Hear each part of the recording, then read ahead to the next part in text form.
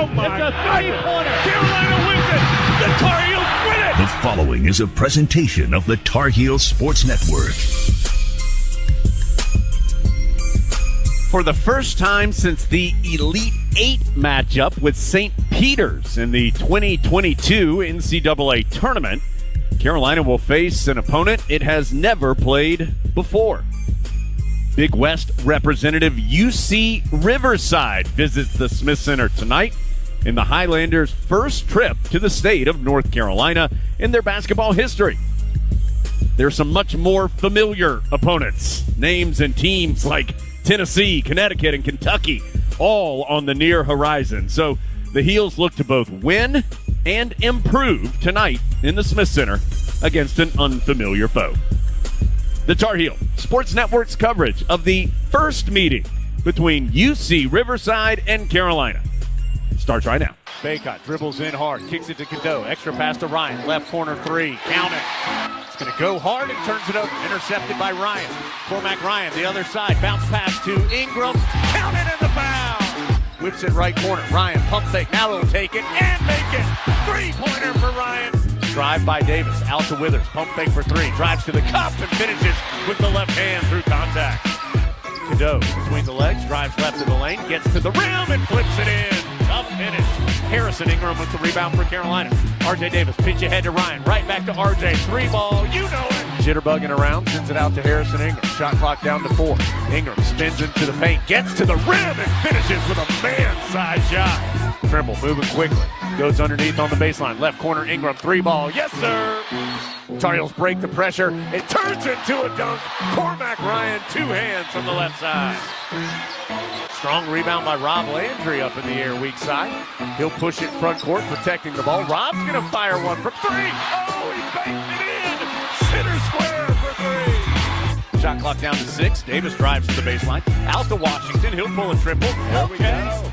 Withers is this way really nimble as Baycott and Davis with the double team take it away. And Baycott with the two-handed hammer. He'll go to the line for a chance for three. Putting that big body again into the post. Double team comes, passes over on the right side to Cadeau. Pump fake for three. Drive, scoop, scores, and he fouled. Rebound tipped around. Washington tips it to Trimble. Great activity by Washington. He'll get it back. Jalen, left corner, three. There we go. But he kicks it out to RJ Davis. We were looking right down the line. Misses the three, but Zayden High gets high and throws it down.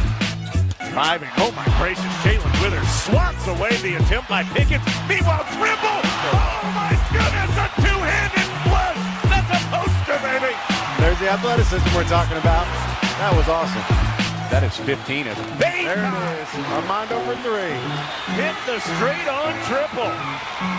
Then he threw up the three fingers. This is Dave Nathan. Carolina's three-game homestand to open the season concludes tonight with UC Riverside making the cross-country trek to Chapel Hill.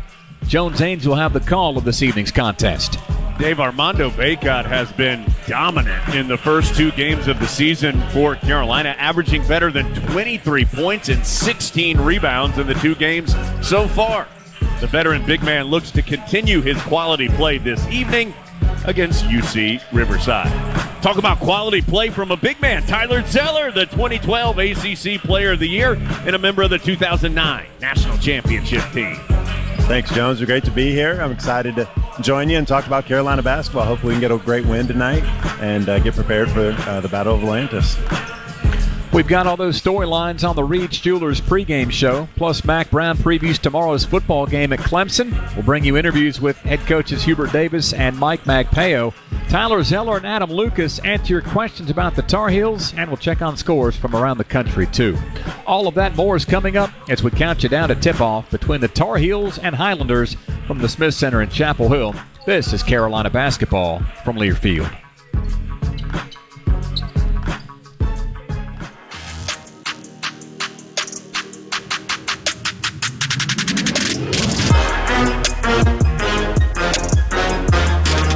This is Carolina basketball on the Tar Heels Sports Network, and you're listening to the Reed's Jewelers pregame show. Carolina basketball is brought to you by Hunt Brothers Pizza, the official pizza of Carolina Athletics. This is the Reed's Jewelers pregame show. Carolina is 2-0 after beating Radford and Lehigh. Tonight's game against UC Riverside is the final game for the Heels before jetting off to the Bahamas. The battle for Atlantis is going to test this team in ways the first three opponents probably couldn't, but Jones, nobody can afford to look past UC Riverside. No, and Carolina's full attention is on UC Riverside tonight. Of course, a team that has not had a great start to the year, 1-2 through 3 games, but this is a team that won 22 games a year ago, program best, and they've got 9 players returning from that team. So while they have not started this season particularly well, and we'll talk about them coming up in just a little bit, this is a team certainly capable of competing at a high level, and is, I'm sure, excited to be here and to see Carolina. And you know, Tyler Zeller, as you heard in our pregame, joining us as our analyst for this game. And Z, I thought Carolina's game last time out against Lehigh, the Tar Heels did some good things defensively. I thought they were better defensively in that game than they were in the season opener against Radford. They continued to play at a good pace. And I think the most impressive thing, Carolina was 5 of 17 from three-point range. And the Tar Heels hadn't shot the three well here early in the season.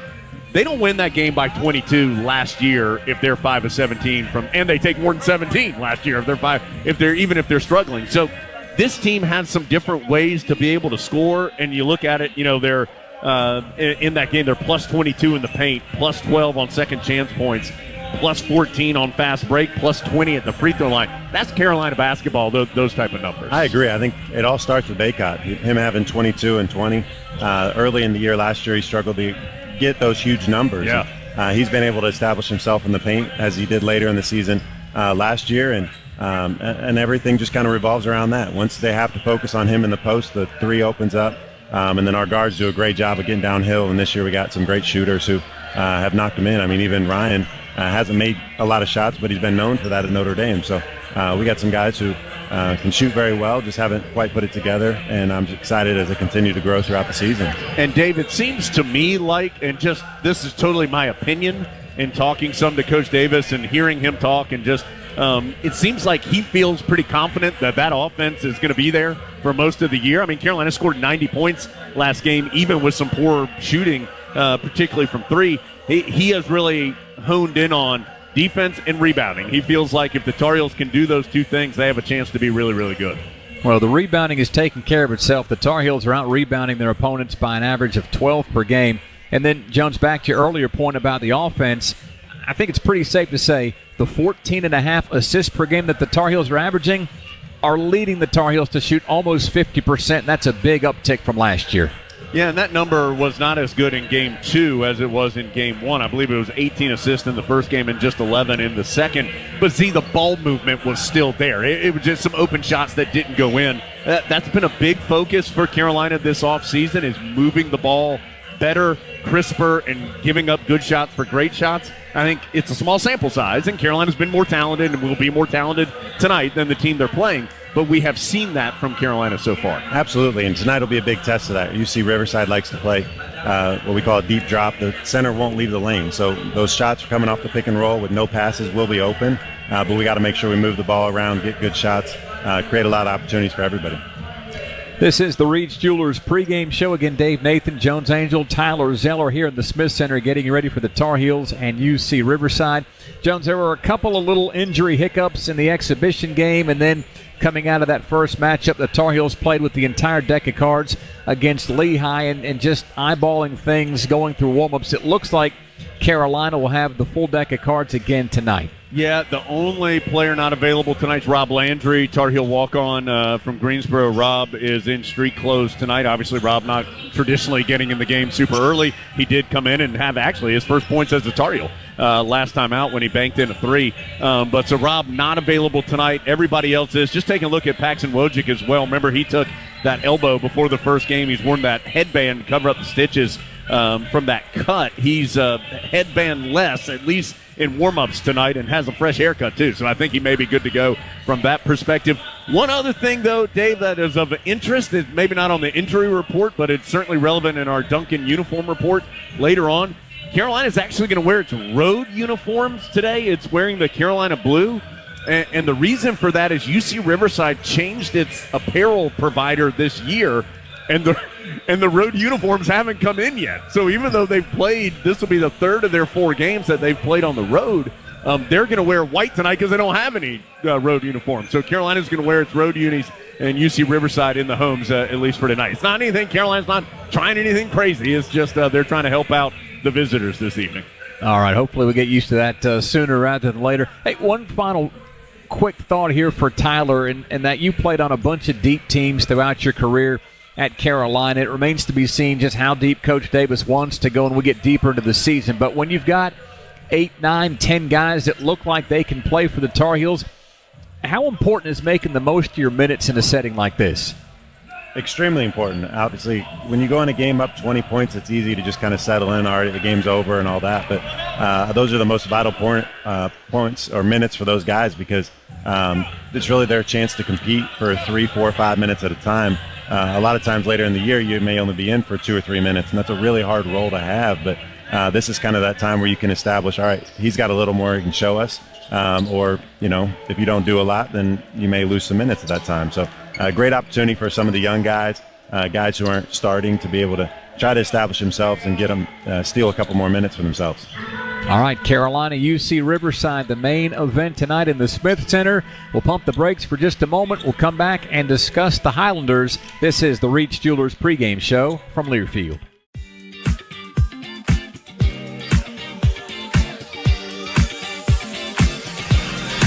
Food Line has donated over 3.2 million meals to local food banks through the Food Line Score to Give More program. For every free throw made by the Tar Heels this season, Food Line Feeds will continue to donate 100 meals to feed our neighbors in need right here in the Triangle. Dave Nathan welcoming you back to the Reach Jewelers pregame show. And UC Riverside, the opponent tonight for the Tar Heels, comes to town at 1-2 on the season. For just the second time in its history, it's facing an ACC team. And if that's not rare enough, it's the program's first ever trip to the state of North Carolina. Jones, long story short, I know you pour your blood, sweat, and tears into digging up history about teams. Not a lot to dig into for this one tonight. No, there's just not a lot of history between these two. No history between these two teams. And, UC Riverside was Division II until 1997, then went through the transition period and became a Division I program in the 2001-2002 campaign. So they've only been Division I for about 20 years, a little more than that at this point. So just not a deep history at the D1 level, period, and certainly not with Carolina. And it just came down to UC Riverside, quite honestly, needed a game, and they were trying to find a game to fill a slot in their schedule. And so they reached out to a bunch of programs and said, hey, we're looking for a game. We're willing to travel. The financial terms would be this and this, because, of course, when you're the bigger school in games like this, you are paying for that opponent to come here. And so Carolina was the first one to respond. The Tar Heels needed another home game. They were trying to fill the spot, too. And so it ended up being an unusual marriage for these two. There is no return game. It's not like Carolina's going to stop on the way to Maui next year and play them on the way out west. This is a one-time deal. And so certainly a unique setup for this one, and it'll be interesting to see two teams that really have just not much in common, and they'll see each other tonight for the first time. Coach Magpie, who I'll speak to later on in the broadcast, he'll recount the story of how this marriage came together. And again, I think the folks at UC Riverside were flabbergasted that Carolina was the first one to get back to him, given how difficult it is to put together a schedule when you win 22 games last year, as the Highlanders did. And the interesting thing about that big year last year is that this year the Highlanders returned 9 players off that team. They lost their guard tandem, but 8 different players have already started. And despite all that familiarity, Coach Magpie is still tinkering with a bunch of different lineup combinations. Yeah, Z, it's interesting. They returned 9 players, but they lost 2/3 of their scoring. So they didn't lose a lot of guys, but they lost a lot of guys who put the ball in the basket. And so, they've been trying to find some guys. And again, we're talking early in the year, but they're trying to find the guys who they feel most comfortable with. And, Barrington Hargress, a guy here early on who's played very well for them. He's averaging in double figures. He's coming off a game at Portland where he scored 17 points, hit 4 3-pointers, and those 3-pointers are an enormous part of what UC Riverside tries to do. Yeah, Coach Davis all day yesterday was emphasizing you got to get to the three-point line, you got to run them off three-point line. But for UC Riverside, it's tough when you lose 2/3 of your scoring. I mean, you got to find that a lot of the times those are the guys creating a lot of the points, creating those opportunities. And now you have somebody different that handles the ball all the time or is posting up all the time. So it's a challenge to be able to find that and find your role. And a lot of these guys are going to have bigger roles this year. And I think they're all just trying to figure out where they fit in right now. And especially when you're traveling and, they played at Utah, they played at Portland, who's a solid mid-major team. Tar Heels saw that last year and had a competitive game with them. Dave, talking about those threes, UC Riverside's taken 200 shots so far this year. 97 of them are threes. I mean, so almost half of their shots are three-pointers, and expect the threes to go from the point guard to the center. Everybody has the green light, so that'll be something, obviously, tonight that the Tar Heels defensively will need to defend that perimeter well. Explaining that, Jones, as you did, I just felt Carolina fans shiver knowing that sometimes teams have a way of getting well from the outside against Carolina, and if UC Riverside is to be competitive tonight, they're going to have to get more production from a guy like Nate Pickens, who was a preseason second-team All-Big West selection, but he's gotten off to a really tough start this year. He's 0 of 11 from two-point range, and in total is connected on just 4 out of his first 26 shots. Yeah, and at the very basic level, the issue here at the beginning of the year for Riverside is they just hadn't made a lot of shots, and they haven't stopped their opponents from making a lot of shots. I mean, Z, you look at this, and they're shooting 33% as a team through 3 games. Opposition shooting 47%. Not numbers that you want, and that a little bit of an explanation of why you're 1-2 and lost the game at Utah by nearly 30 points. Absolutely. I mean, obviously, you got to get your percentage higher. But I think a lot of that goes back to their creators last year, the guys creating all those shots. Pickens probably isn't getting the same shots last year, or same shots this year as he did last year, just because he's having to create more opportunities for himself rather than somebody else coming off the screen throwing it to him for a wide open jumper. It's a good point, and Tyler Zeller will make more good points with Adam Lucas when they try to tackle your Carolina questions. Jones is going to slide over into the Continental Tire Coaches Corner to discuss things with Coach Davis. You're listening to the Reed's Jewelers pregame show. We're back in just a moment from Learfield.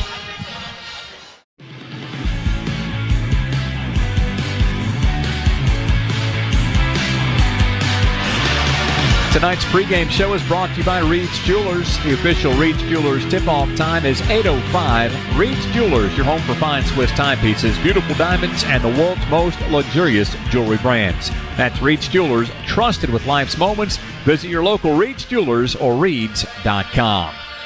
Dave Nathan welcoming you back to the Smith Center here in Chapel Hill for Carolina and UC Riverside. Let's get to those Carolina questions. Our first one comes courtesy of Jonathan Walters, and Tyler, this one's got your name all over it. Jonathan wants to know what types of things you've picked up from practicing against Armando Bacot that you might not be able to see without being on the court with him at the same time. I think the biggest thing with Armando is he's just relentless with everything he does. I mean, you watch him playing games and the ball just seems to fall into his hands, but he has a great nose for the ball. Rebounding, he can always get his hand on it. Obviously he's set that record for a reason. He's very good at what he does. And sometimes, Armando doesn't look like he's moving at the fastest speed, but he's always in the right spot. He knows where to be, and he has a great knack for the ball. Next question for Adam is from Larry Watkins. Adam, it looks like Seth Trimble has improved. What do you think his role could be like this year? I think he could do a lot of different things for this team. I think, and Tyler could probably speak to this as much as anybody, he can guard anybody on the floor.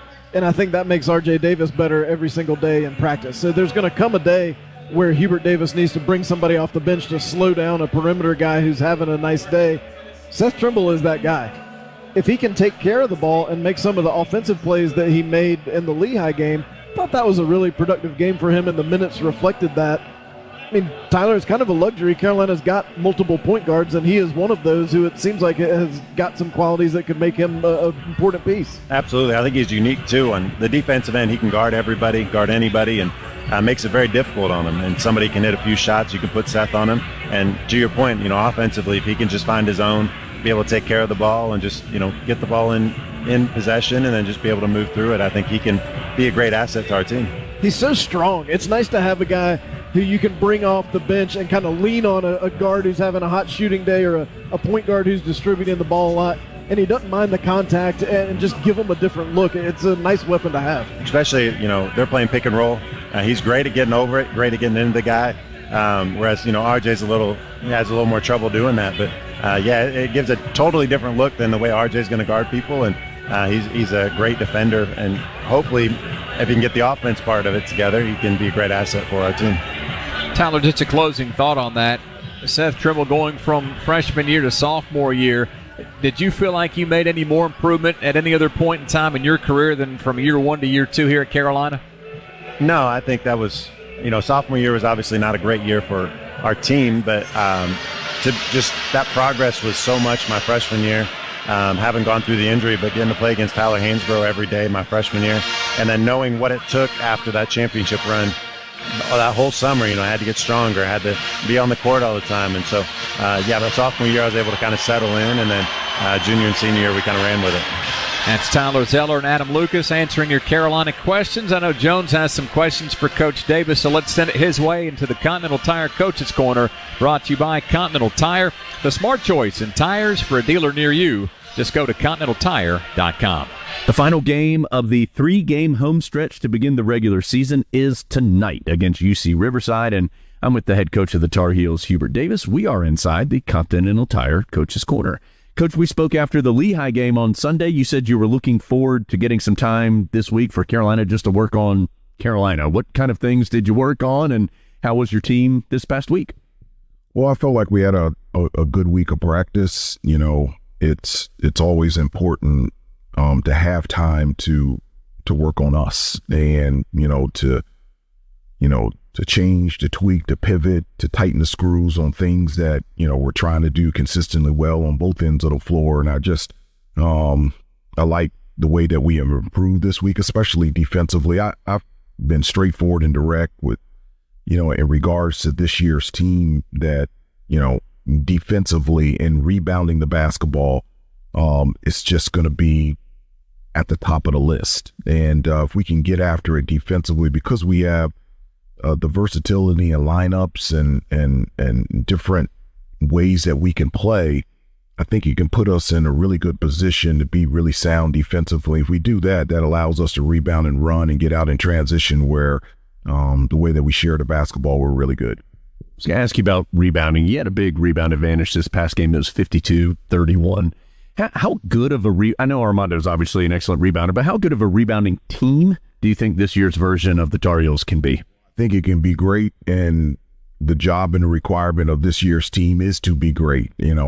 Every game, I say this is not an Armando Bacot rebounding game. Everybody, it's a UNC rebounding game, and I believe that we have the athleticism and the ability to be an elite rebounding team on both ends of the floor. We've got to get better at getting second chance opportunities. Our 3, 4, and 5 consistently have to get to the offensive glass, something that we're continuing to improve on, but we've got to box out. And if we just box out, I know that we will get the rebound. And so just want everybody to join the Armando Bacot party.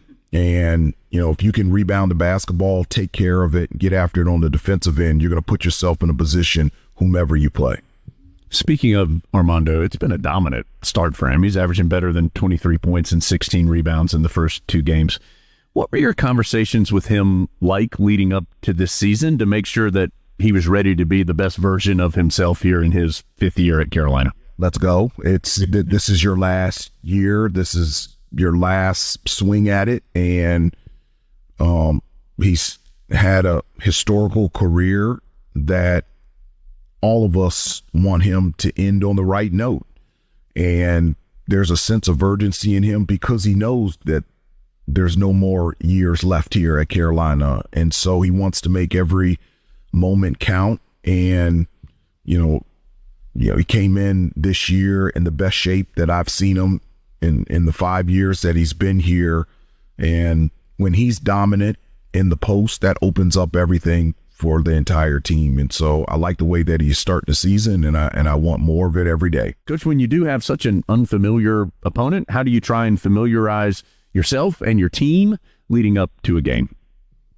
Well, with scouting and video, and you get to see all of their games, and so you can become very familiar with an opponent. Last year they were second in their conference, and they're returning a number of the players where they had success last year.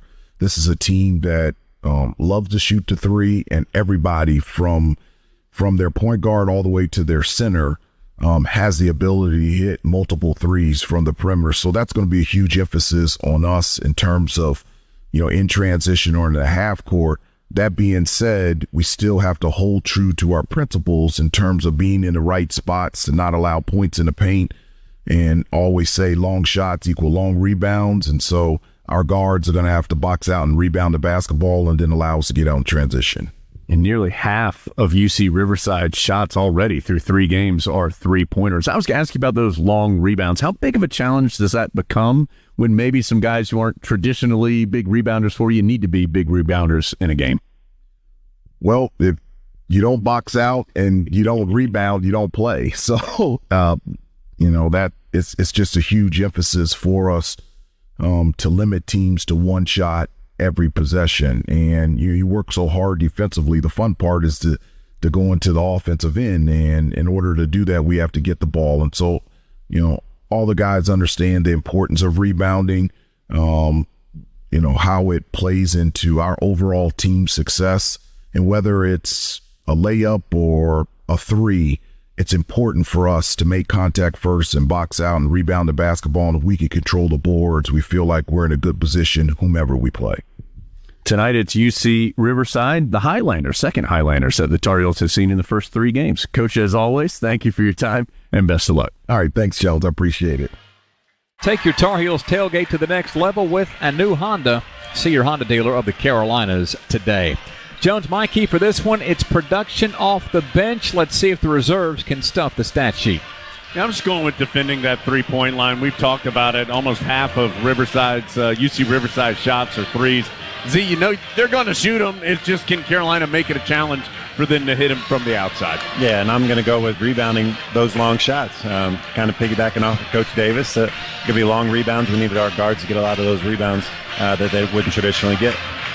Rebounding. Where have we heard that before from that chair? That's just another big man. Those big men stick together, Dave. We know. All righty. We are getting ready for the tip-off. First time ever between Carolina and UC Riverside. Jones and Tyler will have the play-by-play when we come back. This has been the Reed's Jewelers pregame show from Learfield.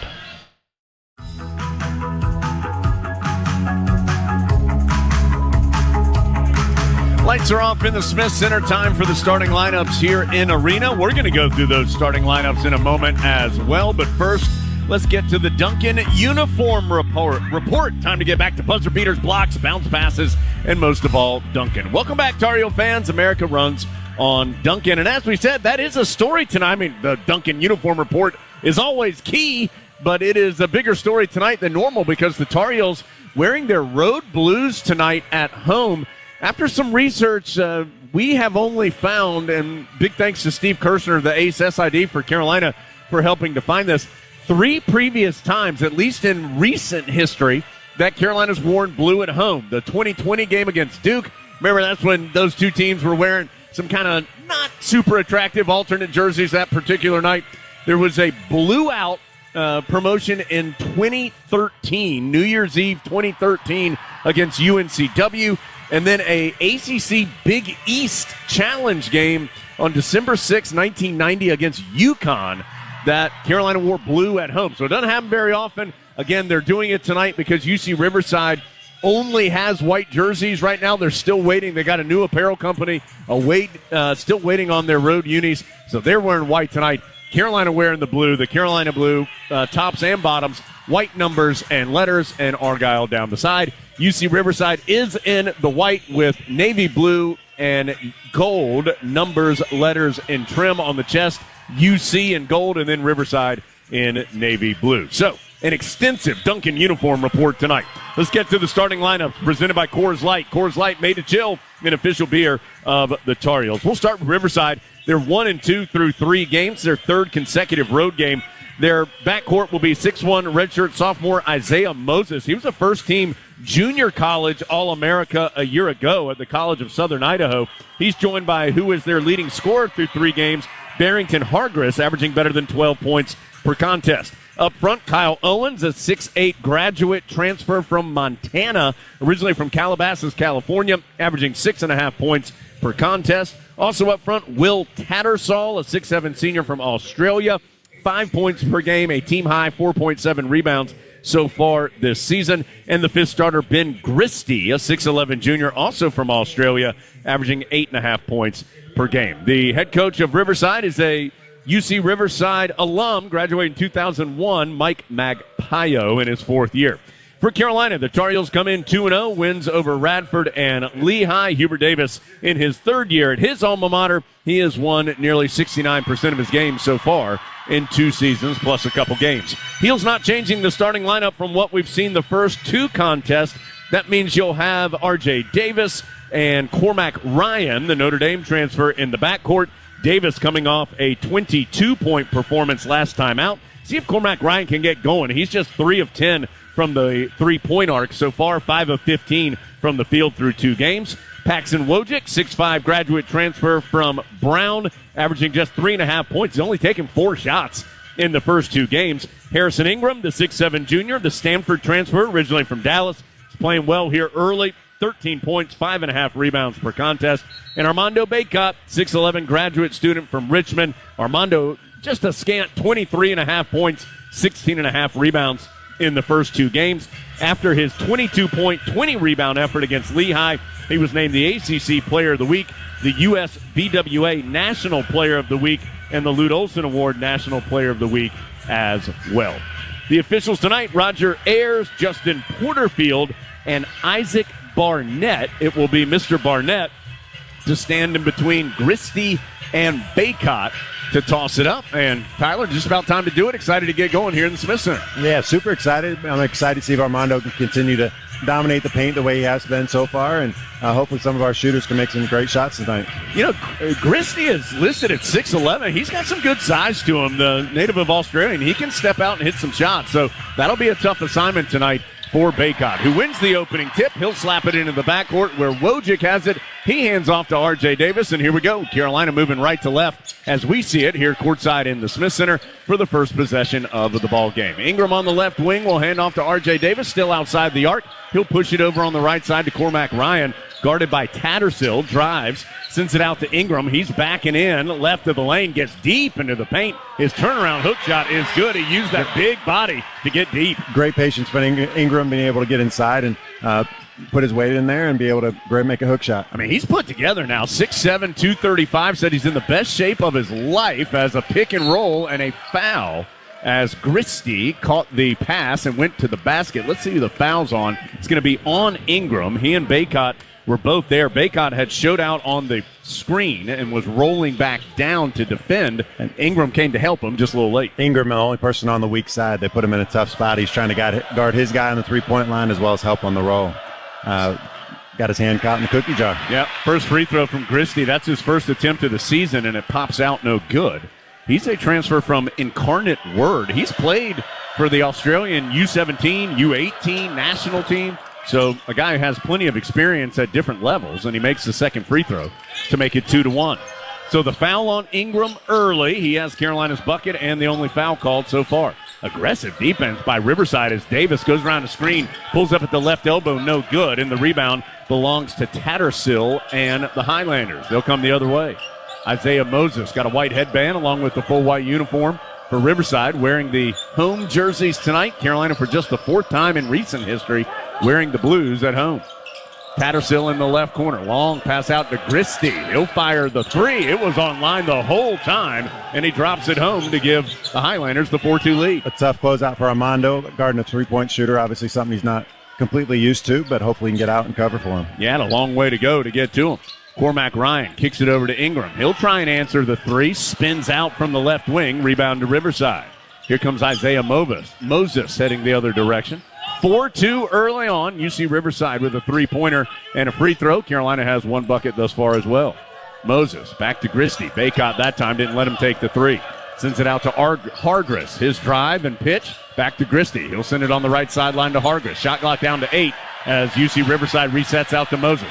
Guarded by Wojcik. Tries to drive left of the lane. Pivots at the left elbow. Back out to Christie. He'll send it to Hargress. Just has to chuck one at the horn. No good from several steps behind the arc. Carolina heading the other way. Wojcik, cross-court pass to Cormac Ryan, left sideline. Jab step, drive, bounce pass to Baycott to the hoop for 2. Great driving pass from Ryan. Found Baycott standing in the center of the paint. and had the easy layup to tie it up at 4. Good defensive possession for Carolina, followed up by a quick basket on the other side. 17:35 to go first half. Tied up at 4, just getting going here in the Smith Center. Hargress deep on the right wing. Drives to the corner, back out to Christie. Good closeout by Baycott. The Australian has to send it back up top to Moses. Tries to drive on R.J. Davis, kicks it out. An awkward-looking three is no good off the back iron. Boy, the two teams collide on the long rebound, and it rolls to Moses. He'll reset for UC Riverside. One of those long rebounds from three as the guards ran in and went right over their heads. Yep, bunch of guys were trying for it at about the free throw line, but couldn't get there. Hargress drives left of the lane, got too deep. Baycott closed it off, sends it in the corner to Moses. Shot clock down to 4. Moses on the drive, loops one up, no good off the backboard. Rebound tipped by Ingram, and he'll chase it down and start the fast break. Ryan, right corner, kicks it in the left corner. An extra pass to Davis. Open look for 3. Oh, man, on line, too strong. Good ball movement by Carolina, but it didn't drop.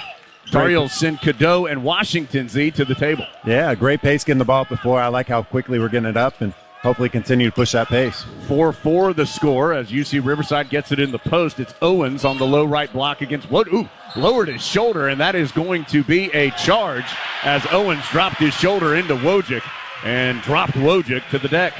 Foul on Owens, his first on the visitors tonight. Here comes Cadeau and Washington. As we said, it will be Wojcik and Baycott taking a seat. So the 5 on the floor will be Cadeau, Davis, also Cormac Ryan, Harrison Ingram, and Jalen Washington. Talented freshman Elliot Cadeau comes front side against Isaiah Moses. Gets a screen to get to the left elbow. Kicks the pass out to Harrison Ingram. Drives hard right of the lane. Comes up a little short off the window. Game still tied at 4. UC Riverside with the rebound. Highlanders come the other way. Moses tries to drive by Cadeau. Slips and falls, and I think when he did so, he ended up on the baseline. He did. Just lost his footing, and part of his body was out of bounds once he hit the floor. That'll give it back to Carolina. Excited to watch Cadeau continue to develop. He's obviously a super talented player coming out of high school, and his speed is, Ty Lawson type speed. So wow. I'm excited to be able to see him progress and be able to learn how to use that speed even more effectively. Vladimir Salaridze, a 6'7" redshirt junior from the country of Georgia, has come in as Carolina has the basketball. Cadeau kicks it in the right corner to Ryan. Pump fake. Now will take a step to his right. Missed the 3. A rebounding foul called on UC Riverside. It's going to be on Ben Christie for wrestling Jalen Washington away from the rebound. First foul on Christie, second on UC Riverside. So Carolina will keep the ball, and score is still tied. 4-4, 15:50 to go first half. So Carolina going to have it. Tar Heels just 2 of 7 from the floor thus far, including 0 of 3 from three-point range. Back after this break, just getting going in the Smith Center. 4-4 our score from Learfield.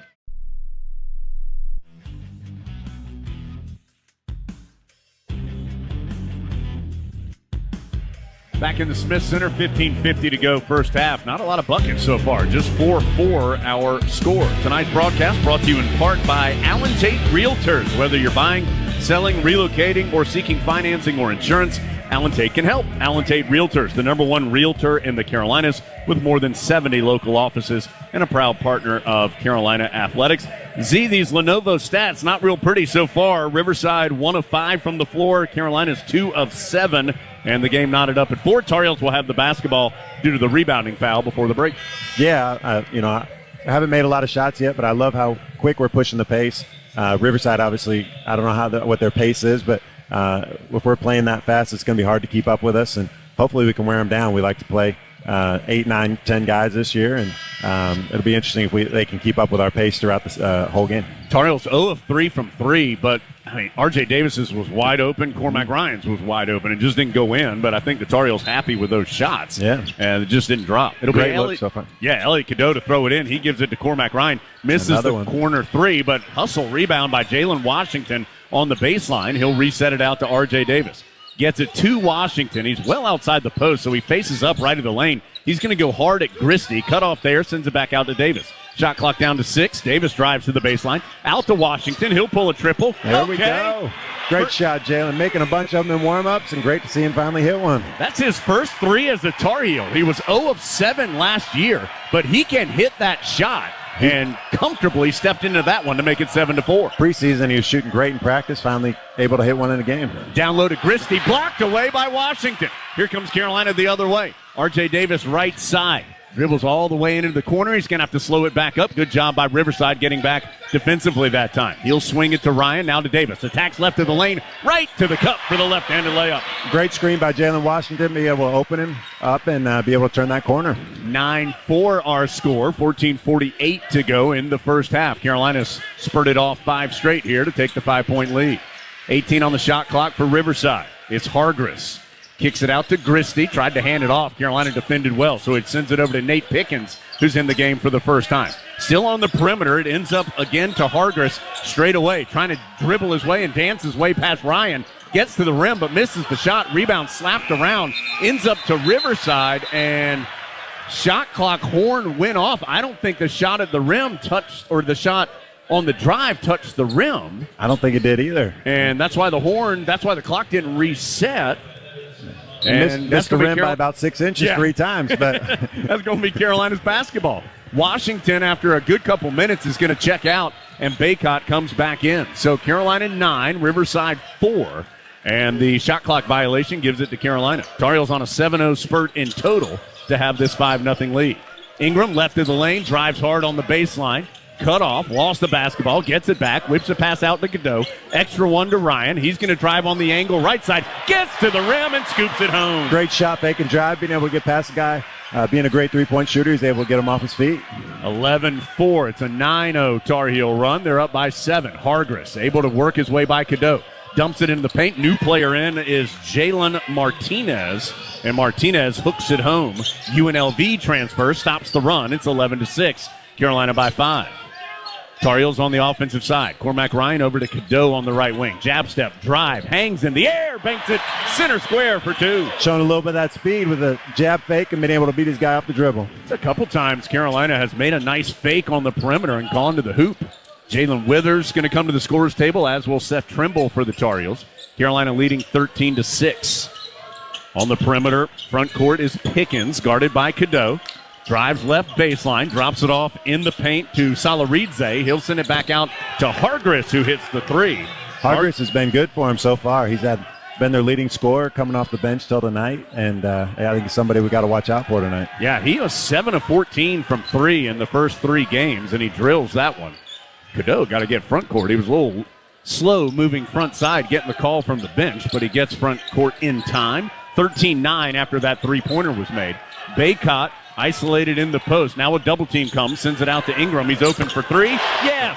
Great play by Armando, not forcing it. As soon as that double team came, he hit Ingram, and Ingram able to knock it down. Ingram with a team high 5, and it's 16-9. Carolina on top by 7. Hargress guarded by Cadeau between the circles on the front court for UC Riverside. To Salaridze. To the big man, the UNLV transfer, Martinez. He's lost 40 pounds since getting to UC Riverside. Came in at 300 pounds. Pickens, a switch has Baycott guarding him. Shot clock's down to 5. Hargress has it again. Hargress on the perimeter, guarded long 2, short. Rebound, Karams out of bounds. Not touched by a Tar Heel. It will belong to Carolina, and the Heels will take this opportunity to make multiple subs. Wojcik, Withers, and Trimble all coming in. Out go Davis, Ryan, and Ingram. So the 5 on the floor will be Cadeau, Trimble, Wojcik, Withers, and Baycott. Also, UC Riverside has brought in Luke Turner, a 6'7 junior, for the first time into the game. UC Riverside with a little 2-2-1 press, trying to slow us down, trying to keep us from getting up the court so quick. Carolina broke it pretty easily. Oh, my gracious. What a pass by Cadeau. Dropped it off to Baycott, who was fouled. He missed the hook shot, but is going to go to the free throw line. But that play was made on a nifty bounce pass by Cadeau on the drive. So a couple free throws coming up for Baycott after this break. That foul was on Martinez, his first, 3rd on Riverside. Baycott will have a chance at the line when we come back. Well, that was a fun couple minutes. Won it 16-9. Tar Heels up 7, 11:52 to go. First half in the Smith Center from Learfield. All the action, all season long. This is Carolina basketball. 11 minutes, 52 seconds to play in the first half. Carolina has made its last 5 shots, and that's helped the Tar Heels get out to a 7-point lead here 8 minutes and 8 seconds into the game. 16-9 our score. And Armando Bacot will try to add to that. He'll have 2 free throws when action resumes. A reminder, in postgame, we'll have our Old Dominion Best in the Game feature brought to you by Old Dominion Freight Line. That's our player of the game. Old Dominion Freight Line works hard to be the best in the game and is proud to support those striving to be the best in theirs. And Tyler, on this Lenovo stat sheet, the one that jumps out, 10 points in the paint already for Carolina. So 10 of the 16 points for the Heels have been in the paint, and it feels like that is a lot of driving to the basket. Absolutely. It's surprising that Armando's only got 2 points right now, and we have 10 points in the paint. But Cormac, everybody, RJ, done a great job turning that corner, being able to get to the rim, and being able to finish at the rim. And I hope we told you well, described it well. I mean, that Cadeau driving right of the lane, Bacot set the screen, kind of rolled down the middle, and Cadeau with this bounce. I mean, that's just his vision is at a different level, especially as a young player. It really is. I thought he was actually going to shoot it, and all of a sudden he just gives a flick of the wrist, and it drops it right to Armando where he needs it. Armando wasn't quite able to get past him because he got fouled, but a great pass, and hopefully this turns into 2 points here.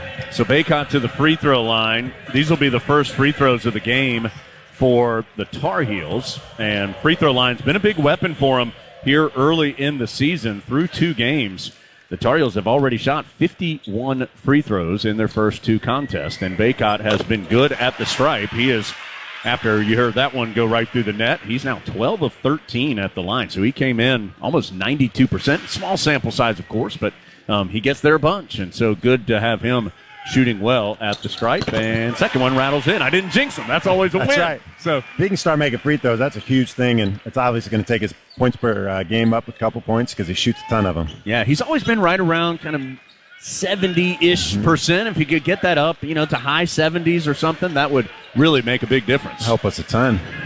UC Riverside with the basketball. The 2 free throws make it 18-9. Still on the perimeter, Moses trying to drive against Withers. Carolina switches, so now Trimble guarding him, and that's never a fun assignment for the offensive player. Moses drives, sends it to the right elbow where the jump shot is off the mark by Martinez. Rebound to Wojcik. Wojcik sprints front side, pitches on the right sideline to Cadeau. In the post it goes to Bacot. Bacot spins by his defender, missed it, but tipped it up and in. Great move and great follow by Armando, as he always does. He's able to tip in his misses, and one of the reasons he's so good around the rim. 20-9, Carolina, 11:04 to go, first half. Bacot now has 6 points for the Tar Heels. Driving left of the lane, cut off there was Moses.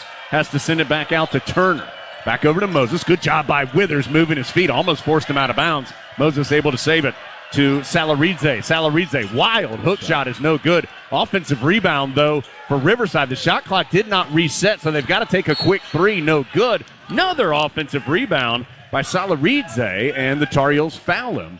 That's what Riverside's known for their offensive rebounding, their three-point shooting. So we got to be able to stop them, and then when they get an offensive rebound, get back to their shooters. We gave up a couple shots there off the quick rebounds.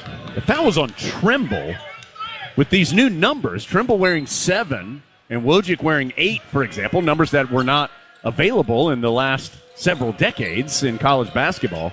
It's always sometimes hard to tell who the foul is on. 10 on the shot clock for UC Riverside. Ends up to the big man Gristis. That 3 is too strong, and a rebound foul.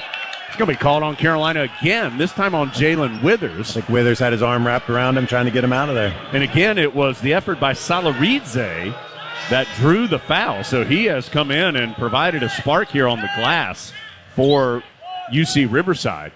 And he's not very big, but he's in the lane, finding ways to get his hands on the ball. R.J. Davis checks in. Cadeau will take a seat. 10:25 to go first half. Heels up 20-9. It's been a long possession for Riverside thanks to some offensive rebounds and some defensive fouls on the Tar Heels. Left corner, Salaridze. He'll hand off on the perimeter to Pickens. A lot of this happening on the perimeter for Riverside. Now they go down low to Christie, and he missed the hook shot. He had Trimble guarding him. Carolina starts the fast break the other way. Trimble all the way to the cup for the finger roll. Trimble with the athleticism and speed getting out on the break. Like Trimble has been aggressive as UC Riverside's taken a timeout. You've really seen Trimble be aggressive, particularly in these last 2 games. He's just used that athleticism and his speed. For example, he's already taken 7 free throws, even coming off the bench. That's the 3rd high on the team through 2 games, and it's because he's getting to the rim he got that outlet pass after the miss and just never stopped. Yeah, got all the way there, Z, and he can get up in the air now. Oh, yeah, he can jump, and it's a unique combination of his athleticism, speed, and strength, and being able to get downhill. Guards don't like to be hit that hard. They're not used to it. They're used to somebody like RJ, who's more of a finesse player, being able to get a shot off. But Trimble's going to go right through your chest and try to get to the rim. 22-9, Carolina with the lead. Tar Heels you can spread this out to a 20-5 Tar Heel run over the last nearly 8 minutes. They've shot really well, but it's because they've gotten really good shots. A lot of these are coming at the rim. They've made 7 of their last 8. Meanwhile, Riverside has not scored in more than 3 minutes. So when you add all that up, Carolina has stretched this advantage out to 13, and they being the Tar Heels, going to apply some pressure in the backcourt too. Hubert Davis imploring his guys to get there and get ready to apply some defensive pressure. It'll be Davis, Trimble, Wojcik, Withers, Baycott, the 5 on the floor for the Tar Heels. Part of Riverside going to the offensive rebound so hard. With our pace, we're able to get up and get a lot of layups in transition. Driving, oh my gracious, Jalen Withers swats away the attempt by Pickens. Meanwhile, Trimble, oh my goodness, a two-handed flush. That's a poster, baby. There's the athleticism we're talking about. That was awesome. Being able to get out, be able to break, and Trimble finish it off.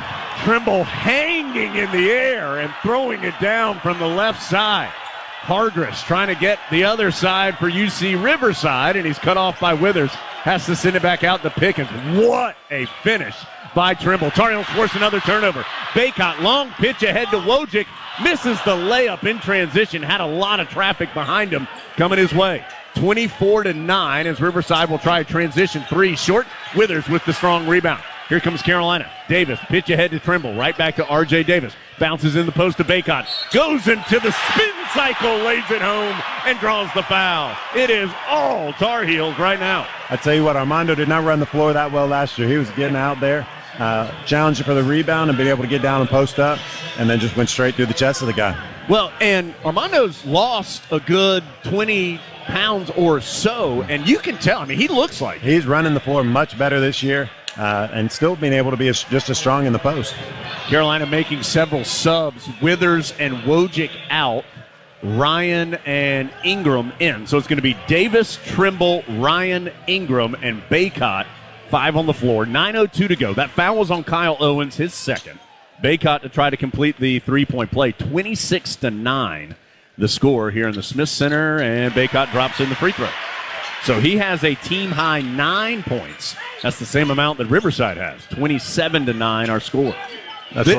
This play's still buzzing after that dunk by Trimble. I mean, it was way up in the air, and poor Salaridze was on the wrong side of it. He definitely was. That was an unbelievable dunk, one you don't see every day. Hargress trying to drive on Trimble, cut off on the left baseline.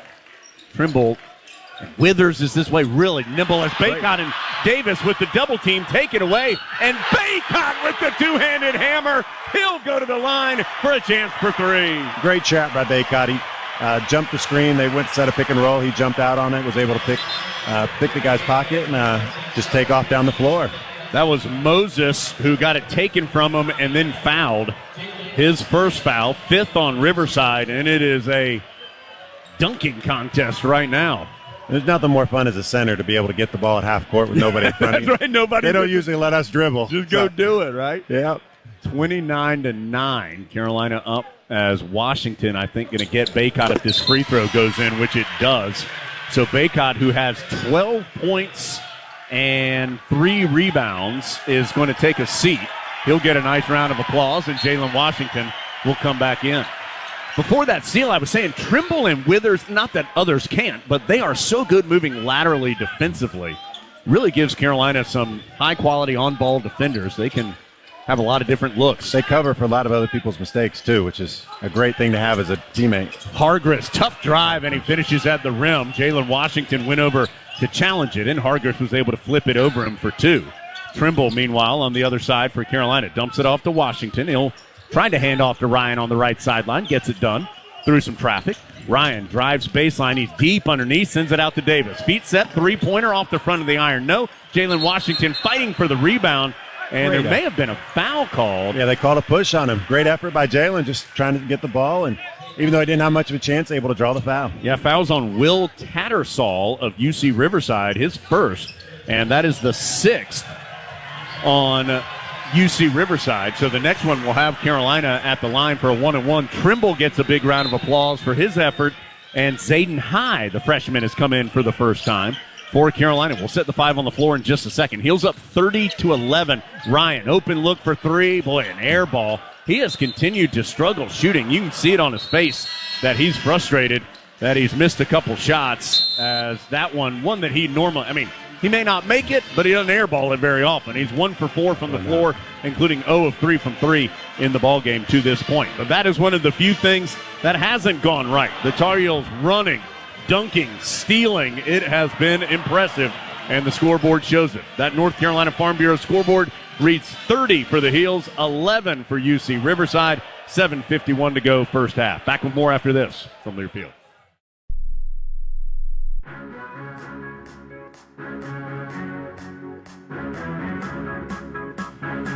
Tar Heels, a lot of running and a lot of fun so far. They're 12 of 22 from the floor, and that's despite going just 2 of 8 from 3. So that means from 2-point range, the Tar Heels are 10 of 14 from 2-point range, and that's because a lot of them have been layups and dunks, either in transition or on hard drives to the basket. Heels up 30-11 with 7:51 to go in the first half. Harris Teeter's the official grocery store for the Tar Heels and offers everything you need for the perfect game day. From subs to pizza, snacks, and drinks, they have you covered. Plus, they offer great ways to save every day with fuel points, eVic, and HT+.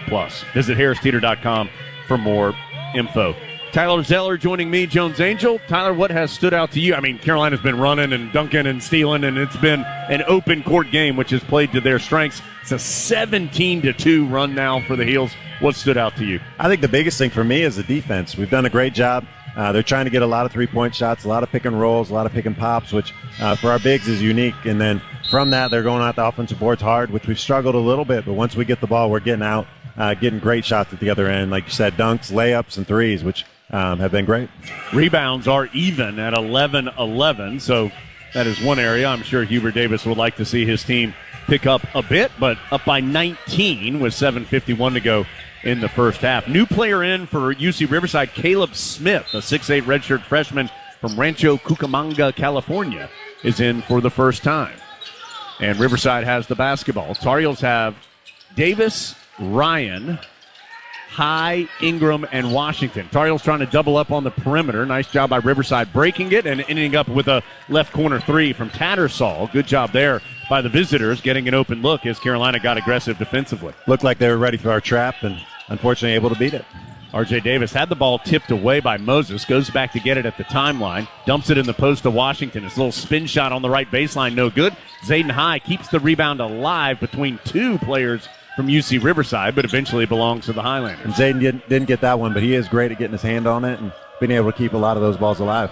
30-14, Carolina by 16. Largest lead has been 21 for the Tar Heels so far. 7 minutes to go first half, 11 seconds on the shot clock for UC Riverside. Hargress on the right sideline.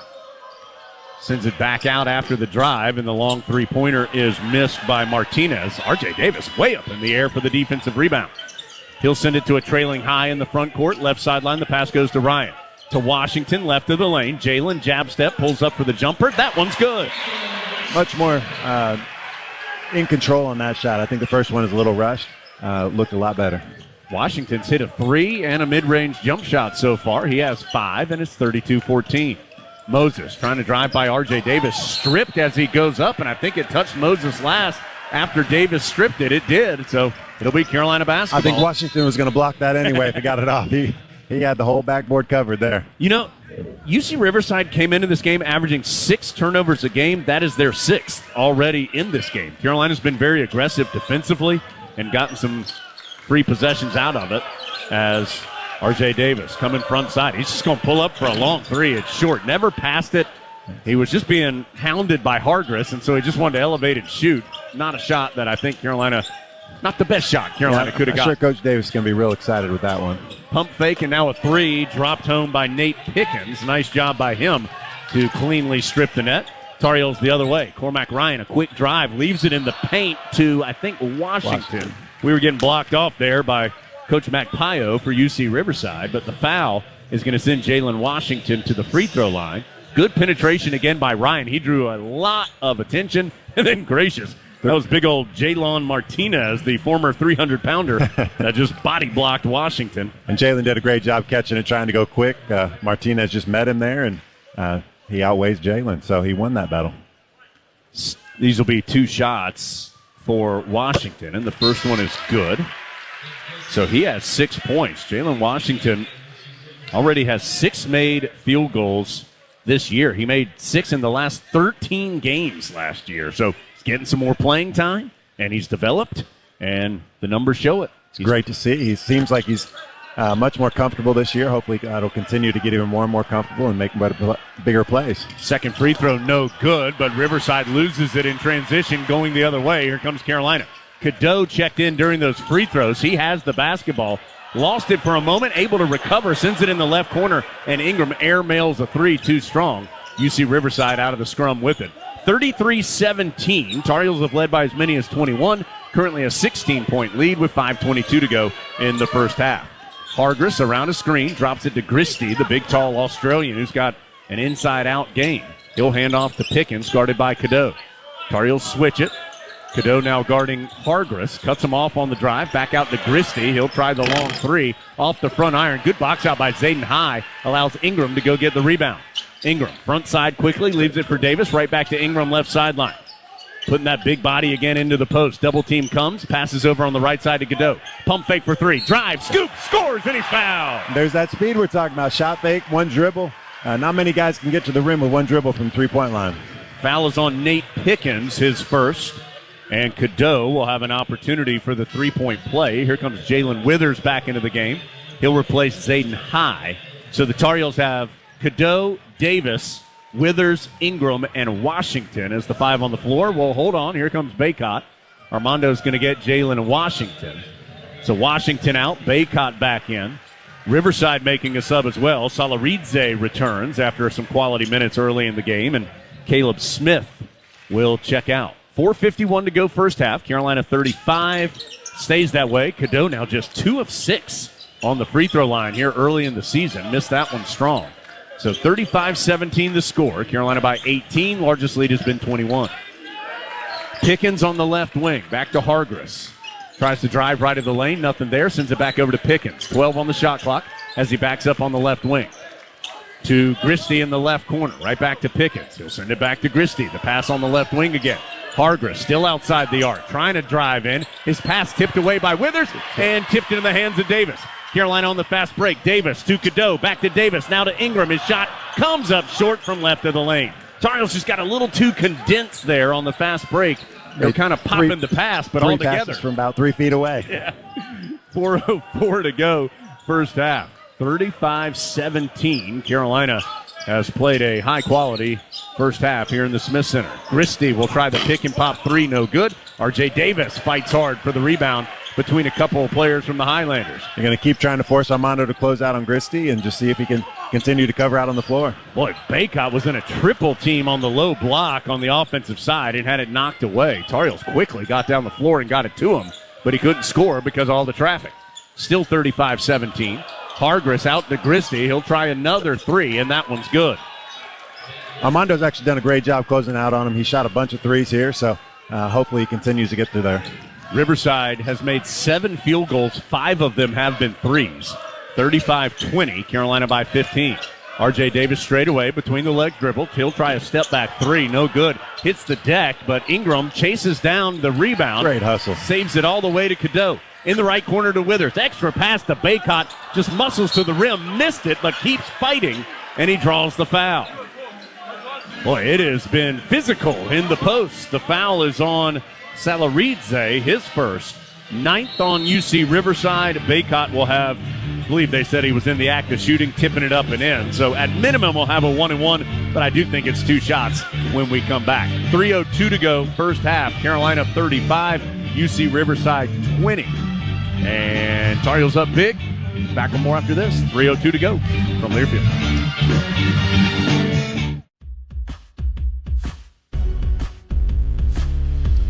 Tar Heels have cooled off a bit offensively. Just one of their last 7. That's why what was once a 21-point lead, still at 15, but UC Riverside's hit a couple threes, gotten a little bit closer. Carolina will try to add to the lead. Baycott at the free throw line when we return. Food Lion, proud to sponsor the Score to Give More program. For each free throw the Tar Heels make in today's game, Food Lion Feeds will donate 100 meals to a local area food bank. So far in the ball game, Carolina is 5 of 7 from the free throw line. Baycott 4 of 4. Washington 1 of 2. Cadeau missed his only opportunity at the stripe, and Baycott will have 2 shots coming up after the break. Taking a look at the stats presented by Lenovo, a global technology leader that has called North Carolina home since 2005. Visit Lenovo.com. Smarter technology for all. And, man, big advantage in the paint. 22-4. Carolina the advantage down low. That's a big reason why they have this sizable lead. 7-0 fast break points. 5-0 second chance points. 8-0 points off turnovers for the Tar Heels. Leading scorer is Baycott. He has 12. 6 points for Jalen Washington. 5 for Harrison Ingram. Pacing the Highlanders is Gristy. He has 7, thanks to 2 made three-pointers and a free throw. So, 35-20, Carolina with the lead. 3:02 to go before the half, and Baycott to the stripe for, we think, 2 shots. I think he was fouled in the act of shooting, and what was the 9th team foul on UC Riverside. And Baycott doing a great job against Riverside. You can tell their emphasis was to set picks and pop that big. Their bigs have shot 6 of their threes. Baycott makes the first one here, but shot 6 of their threes, and he's done a great job trying to close out the 2 they've made. He's been able to at least have a hand up on them. 36-20 after Baycott's first free throw is good. Second one, first miss of the day. Withers keeps it alive and ends up in the hands of Baycott, but then he has it stripped by Gristy. And so UC Riverside will have possession. I think Baycott was a little surprised he ended up with that one. Yeah, Carolina's been active on the offensive glass. They haven't gotten a ton of them, but they have knocked a lot of basketballs around and trying to get those extra possessions. Wojcik in the game, defending in the post against the taller Tattersill, finds the cutting Gristy for the easy layup. Withers got lost on the switch, stayed up a little too high. The other way, Trimble back in, drops it off for Baycott, and he's fouled right in front of the rim. Good job by Trimble getting deep and finding Baycott, and fouls on Gristy, his second. 10th foul on UC Riverside, so 2 shots the rest of the half for Carolina. That's also 2 fouls now on Owens, Gristy, and Martinez for UC Riverside. Trimble looked like he almost got lost a little bit there. Put his head down, didn't have any finish, but able to drop it off to Baycott, who is able to get fouled. So Baycott back to the stripe after he just went 1 of 2 a moment ago. 5 of 6 at the line in the ball game. Knocks that one in. Continuing to shoot free throws well, which I love to see. Sub for UC Riverside, Jalen Martinez comes back in to replace Gristy with the 2 fouls. Carolina has Cadeau, Trimble, Wojcik, Withers, and Baycott. Second free throw spins out for Baycott. So 37-22. I may have jinxed him on that one. That's right. I know it's your first game. You got to learn. I got lucky earlier that I didn't do it. Tar Heels by 15, 37-22. On the right sideline, Pickens guarded by Trimble. Trying to use a screen from Martinez. Drifts into the right corner. Bounces back up the sideline to Martinez. And to Hargress. Drives left to the lane. Got it to Martinez. Blocked away, but the loose ball goes back to Martinez, and he hooks it in. Great activity by Withers to be able to block that first one. That's 2 blocks by Withers today. Carolina's lead was as large as 21. It's down to 13. Cadeau pulls up from the free throw line, comes up short on the runner, and UC Riverside with the rebound. So Carolina's gone cold. No field goals in more than 3 minutes. That's allowed Riverside to creep closer here. Again, the Tar Heels were close to blowing the doors off this thing, and Riverside now can get it down to even a 10-point game with a three-pointer on this possession. Driving hard right of the lane and getting called for the charge is Salaridze, as he knocked over, I believe, Wojcik. Did a nice job. Yep, Paxson sliding his feet. And second foul on Salaridze. Riverside doing a much better job of getting us out of transition. We're not able to run on them. They're sending back 2 guards rather than, 1 or 0 at times. 37-24. Minute 25 to go before the half as Cadeau just threw it away. Here comes UC Riverside the other way. Ends up in the right corner, and the three-pointer is missed by Salaridze. Rebound tipped by Baycott into the hands of Trimble. Trimble hits the Jets, but cut off. Dumps it in the post of Withers. Spins by his defender and missed the layup on the baseline. Tried to dunk it, ran out of space. Yeah, he got a little too deep with his body, reached back, and couldn't get all the pieces working together to lay it home. So still no field goals in almost 4 minutes for Carolina. Just one of the last 9. Missed their last 6. It's allowed Riverside to get back within shouting distance. Tar Heels up 13 after leading by as many as 21. Hargress out to Tattersall. Back to Hargress. Shot clock getting late. Hargress, tough drive and finish. Switching all the pick and rolls, Withers ended up on him, and just a tough cover from a three-point line. So UC Riverside back within 11, and Carolina is trying to call a timeout. Shot clock and game clock are about even, so Carolina's trying to get the last shot of the half here. Yeah, Hubert Davis. Coach Williams did not like to usually take this use it or lose it timeout, the one you can't take with you in the second half. Coach Davis has shown he does like to take it. And with, as Z told you, just a second difference between the shot clock and the game clock. Coach Davis wanting to take this break and set up this final possession for the Tar Heels. So Carolina's led by as many as 21. It was 30-9 at one point. But from that point forward, UC Riverside has outscored the Tar Heels 17-7. That has allowed them to get back within 11 here with 22 seconds before the half.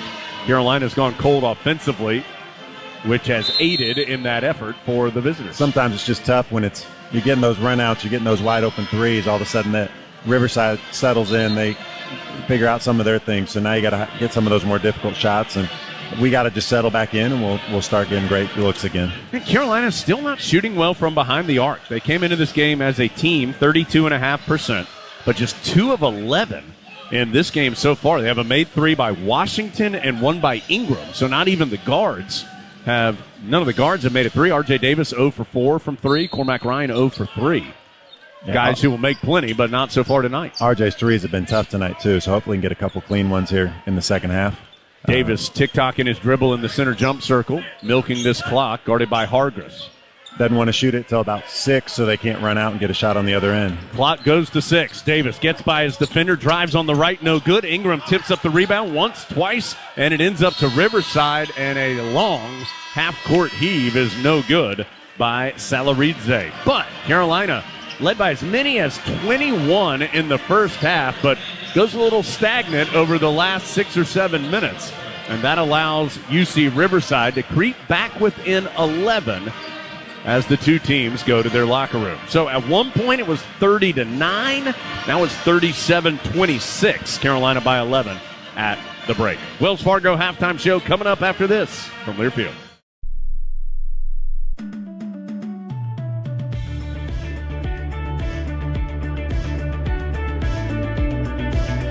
Time for the second half in the Smith Center. 37-26, Carolina with the lead. UC Riverside will have the ball first. Let's get to the trusted choice of the game, brought to you by the Trusted Choice Independent Insurance Agents of North Carolina, who want you to stay safe behind the wheel. Great way to do that is put down your phone while driving, and let's have a hands-free NC. To learn more and find an agent near you, visit trustedchoice.com/GoHeels. Tyler, what in your mind will be important here in half number 2 for Carolina? I'm going to go back where I started, rebounding those long threes. We got to be able to get out, challenge those threes. Right now, they're out rebounding us 24-7, and I think we got to do a better job offensively, getting those defensive rebounds when they shoot. Yeah, 24-17 rebounding in the first half. UC Riverside, including 6 offensive rebounds. So, some numbers Carolina would like to improve. Tar Heels led by as many as 21, but Riverside closes on a 17-7 run to get back within 11. So it is the Highlanders with the basketball, and it's Hargress on the perimeter. One-handed pass goes in the right corner to Tattersall. He'll bounce it onto the right baseline to Owens. Tough shot is no good. Baycott tips the rebound to Ingram. Pitch ahead right side to Wojcik. Boy, had Baycott. Got it to him a little late. Double team comes. Baycott has to dribble out of it, in some trouble, saves it to Ryan. Extra pass to Wojcik, wide open 3, short off the front iron from the left corner. Ingram dives to the floor, saves the possession, got the pass to Wojcik, who drew the foul. Great hustle by Ingram, being able to just get his hand on that. If he didn't dive for it, he had no chance. And Coach Davis fired up here a little bit for a little sloppy on that first play. Riverside came out, was extremely aggressive with the trap on Baycott, and our guys didn't respond well to it. Thankfully, we were able to get the pass to Ryan. Otherwise, they would have had a layup. Foul is on Moses, his second, and so Wojcik will go to the free throw line where he makes the first. He's 2 of 2 as a Tar Heel. And that makes it 38-26. Carolina now from 3, just 2 of 12. That means the Heels are 14 of 49 on the season from 3. And we've had some great looks tonight. We just haven't been able to make them. Yeah, that means Heels below 30% on the young season from three-point range. Both free throws good. It's 39-26. Carolina by 13, led by as many as 21 in the first half. We start making some threes, we're going to be extremely dangerous. Yeah, much harder to guard, of course. Yeah. Hargress on the perimeter to Christie, the big man. Sends it over on the left wing to Moses. Back to Christie. He has Davis guarding him on a switch, a huge size mismatch. Over to Hargress. Dumps it down to Christie. Tar Heels double team and tie him up. Boy, Carolina very active defensively, as it was Ingram who came over to double team Christie in the post and earned the possession for Carolina. Actually, on the I think Armando came to double team. He was guarding up top. We're switching all the ball screens, so he was actually not guarding him to start. And Ingram was the man who tied him up eventually, but Baycott was there too. Ryan, quick look for 3 off the back iron from straight away. Another great look. Yep, Tar Heels now 2 of 13 from three-point range. Score remains 39-26. Christie on the right sideline gives it off to Moses. His high arcing 3 no good. Ingram tips the rebound to Wojcik. Wojcik quickly up the left sideline with the pass to Cormac Ryan. Now the Tar Heels will reset in the half court. Boy, Baycott is battling for the ball. Finally gets it. Triple team came and got it knocked out of his hands. Hubert Davis frustrated that Baycott didn't act with enough urgency in the post. It's a tough double team. They came from the baseline. He never saw it coming. The guy on the weak side has to yell at him, tell him it's coming. 2 minutes gone by in the second half. Carolina up 13, 39-26. Hargress just dribbling out in the center jump circle while all his teammates move around off the ball. Now we'll try and drive against Ryan and had his shot swatted into the stands. Ryan's not one you think of as overly athletic, but he looked athletic on that play. Yeah, and he used every bit of his 6'5 frame, long arms, and blocked it away. Carolina has 4 blocks now on the game, and they've been impressive ones for the most part. Inbounds goes to Hargress. Ryan right there on the catch. Now, boy, Hargress and Ryan are getting physical with one another. Ryan's going to get called for the foul as he was bodying up Hargress on the drive. Then Hargress threw an elbow after the whistle blew. First foul on Ryan. Just the 4th foul in total in the ball game on Carolina. First of the second half. Wow. Moses in the center jump circle. Still 39-26. Just 2 points so far in this second half. They belong to Carolina. In the corner left, it is Tattersall. Thought about it for a long time, then fires up an awkward 3 and missed everything but the backboard. Tar Heels the other way. Ingram another rebound. Sends it in the left corner to Wojcik. He pivots around and kicks it out to R.J. Davis to reset the half-court offense for Carolina. Shot clock to 17 as Davis sends it over to Ingram. Right back to R.J. Couple of jab steps looking for Baycott in the post, and his pass is kicked by Kyle Owens. Armando doing a great job posting up. You just got to post up a little deeper. Just they're bringing that double team on the catch, so he can catch it a little deeper and gets that quick hook shot. Christie will check out. Martinez comes in. Riverside going to make one more sub as Luke Turner will enter and Tattersall will sit. No subs yet, Tyler, for Carolina this half. Riverside bringing in Big Martinez to try to keep Armando from doing exactly what I said. If they can push him out, they can get that double team, make it much more difficult on him. Davis sends it over to Cormac Ryan. Good pass in the post to Baycott. Double team comes and he's fouled.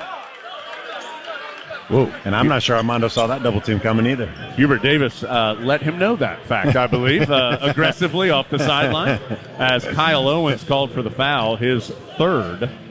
Hubert Davis frustrated that Baycott is not.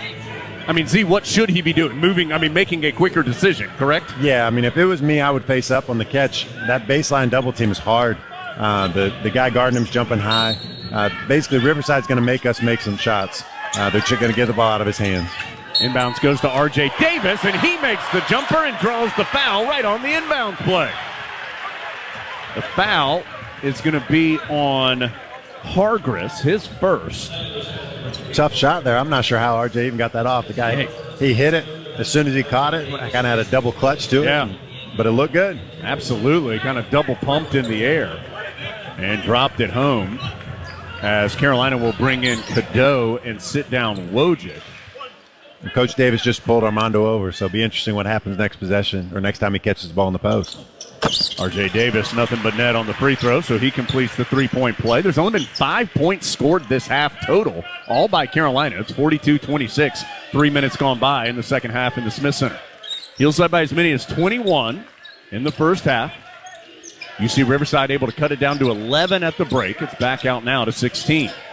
Hargris guarded by Cadeau. Dumps it off, and a three-pointer by Salaridze off the back iron, and rebound belongs to Cormac Ryan at the free throw line.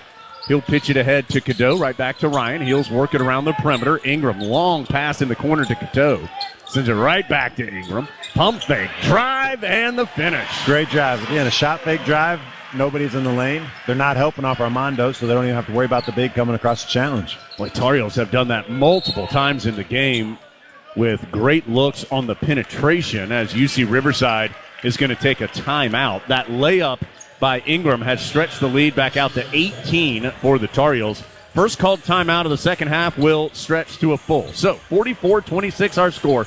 Carolina by 18. 16-20 to go. Second half in the Smith Center from Learfield.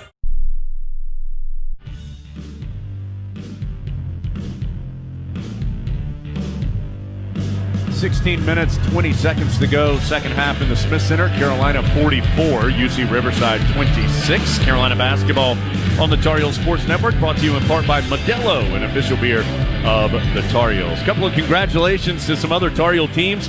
Carolina field hockey, the multiple-time defending national champions. They will try it again on Sunday. The top seed in the NCAA tournament advanced past Virginia today. They will face the second-seeded Northwestern Wildcats, pretty clearly the best two field hockey programs in the country, and they will square off for the second straight year looking for the national championship. Carolina won it a year ago. That is Sunday at 1:30, and that is in Chapel Hill, the Final Four in Chapel Hill this year. Women's soccer advanced to the round of 16 today with a 1-0 win over Alabama. They will face either Princeton or Texas Tech on Sunday. Don't know the time of that one yet. And men's soccer will start its NCAA tournament journey on Sunday at 5. The guys host Memphis here in Chapel Hill. The Tar Heels are the number 3 overall seed in the men's soccer side of things this year. Here in the Smith Center again, it's 44-26 with 16:20 to go. Carolina's outscored Riverside 7-0 this half after leading by 11 at the break. Cadeau, Davis, Ryan, Ingram, Baycott, the 5 on the floor for Carolina. Inbounds from Moses to Christie, right back to Moses. Dribbling in the big state of North Carolina logo. Drifts to the left wing, Z. Switching all ball screens now, so Armando's getting stuck on guards a lot here. Moses on the drive, had it knocked away by Cadeau, and then R.J. Davis aggressively rips away the loose ball. Another turnover for Riverside. They're 11th. They came in averaging just 6. If they had just 12, in their first 3 games, as Cadeau was fouled on the drive, he's going to go to the free throw line.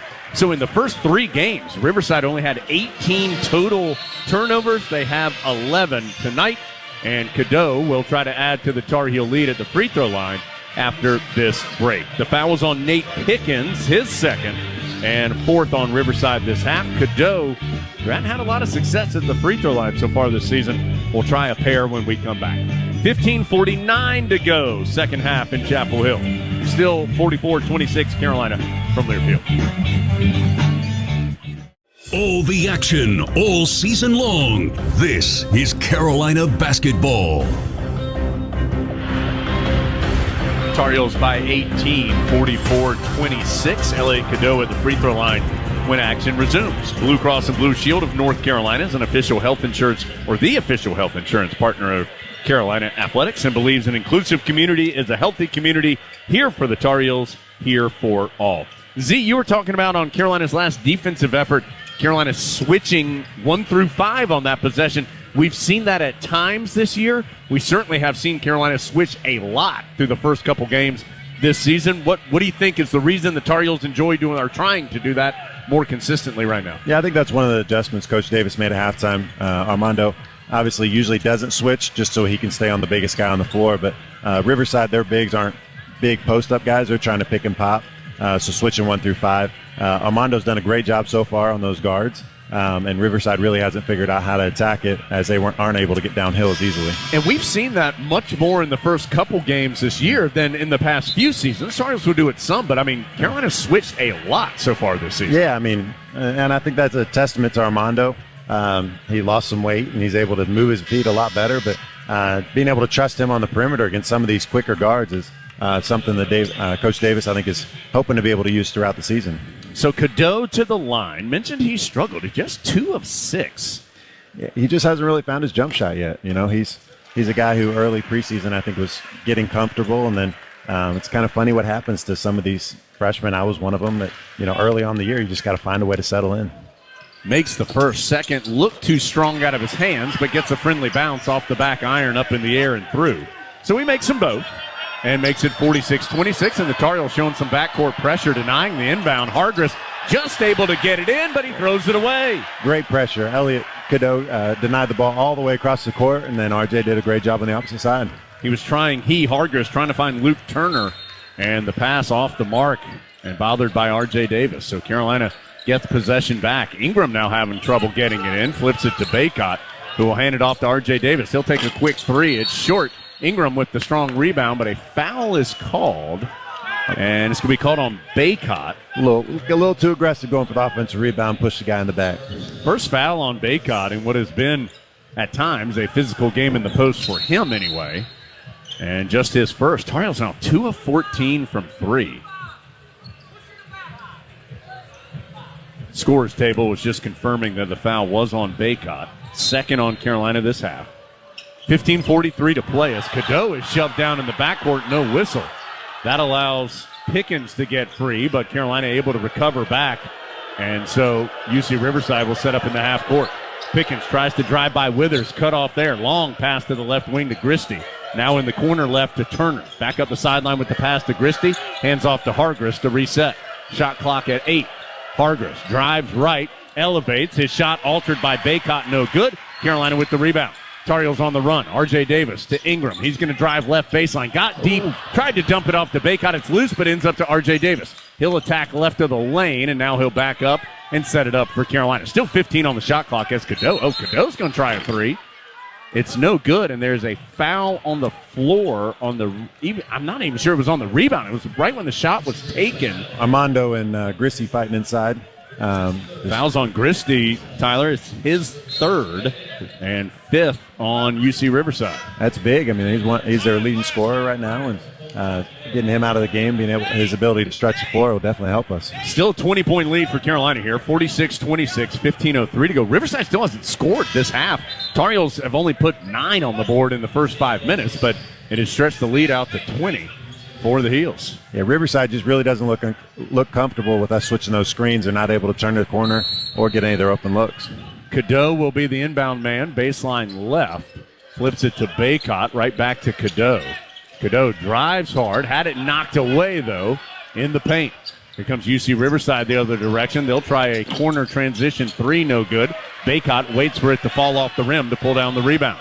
He'll hand it off to Cadeau. Carolina moving quickly. Ingram now. On the drive, pulls up a little push shot from about 10 feet left of the lane. Great shot. Another shot fake drive, be able to finish at the rim. A little push shot from about 3 feet. It is 9 points now for Ingram. Baycott, the only Tar Heel in double figures with 14, and the score's 48-26. Largest lead of the game for Carolina is now 22. Jalen Washington at the scores table for the Heels. He'll check in next dead ball. Riverside working in the half court. Boy, barreling right of the lane is Martinez. Now he tries a step back jumper, and he airballed it. Martinez trying to throw his weight around a little bit there. Yeah. Carolina the other way. Ingram, hesitation dribble, cut off on the left baseline. Now he's going to try and back in. Double team comes out to Davis. Feet set, three-pointer. Yeah, there it is. RJ finally made one. Been waiting for it all night. And timeout UC Riverside. They'll have just one left for the final 14:02 as the lead is now 25 at 51-26. Yeah, RJ Davis had been 0 of 5 from 3. He and Ryan had been a combined 0 of 9 from three-point range before that one rattled home. Just the third make for Carolina from behind the arc. 3 of 15 now. And that means Carolina from inside the arc is 15 of 26 from two-point range. So they've done a much better job finishing around the rim and knocking in some mid-range. They've struggled from behind the arc. That's just, I know we've said it a couple times, that's got to get better, and I think it will. I mean, Ryan's a better shooter than 0 for 4 tonight, and we've seen R.J. Davis. Certainly, Paxton Wojcik's a good shooter. Yeah. Withers has the ability to step out there, and so you expect that to get better as this year goes along. But it would be nice to see it. It would, and I think that's Coach Davis. I think he just continuing to tell those guys to shoot. He's what they call green light guys. All those guys can shoot basically anytime they're open, and he expects them to make it. Cormac was out here, Ryan was out here before the game, hitting 10 in a row at times. And, just has to settle in, and I think it'll come just with time as they get more rhythm and everything. Cadeau, Davis, Withers, Ingram, Washington, the 5 on the floor for Carolina. 14 minutes to play, second half. Heels 51, UC Riverside 26. The Highlanders 0 for 8 from the floor, no points in this half. Cadeau called for the foul as he was tightly defending Pickens. That is the first foul on Cadeau and third on Carolina this half. Just a little overzealous on pressure beyond half court. Coach Williams used to always get so mad at us when we fouled beyond half court. So I'm sure Coach Davis won't be real happy with that, but doing a great job trying to pressure. Moses will trigger the inbounds to Gristes, who's back in. Back to the basket on the perimeter, picks up his dribble, needs some help, pivots around, and hands off to Moses. Moses, tough, step back 3, no good. Still no makes this half as Washington runs down the loose ball rebound for Carolina. Cadeau slows things up in the half court, asks for a screen from Washington and gets it. Curls around that screen, drives, dumps it off, tipped away, back into his hands. Cadeau kicks it out to Ingram, spins to the rim. His little runner, though, won't drop. Tough shot from Ingram. A spinning hook shot's always tough for a guard.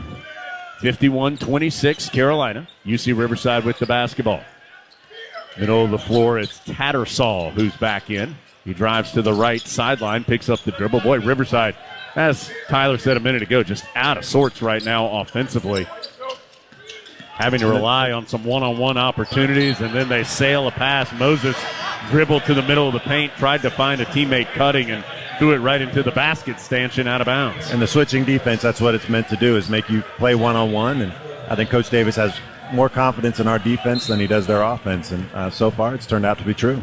Trimble has entered for Carolina after a really good first half. Of course, highlighted by that massive two-handed dunk that he had, but good minutes overall for him in the first half. So it's Cadeau, Trimble, Cormac Ryan's back in as well, Withers and Washington. Trimble around a screen, driving hard left of the lane. Tough scoop shot, comes up a little short. Rebound tipped around. Washington tips it to Trimble. Great activity by Washington. He'll get it back. Jalen, left corner, 3. There we go.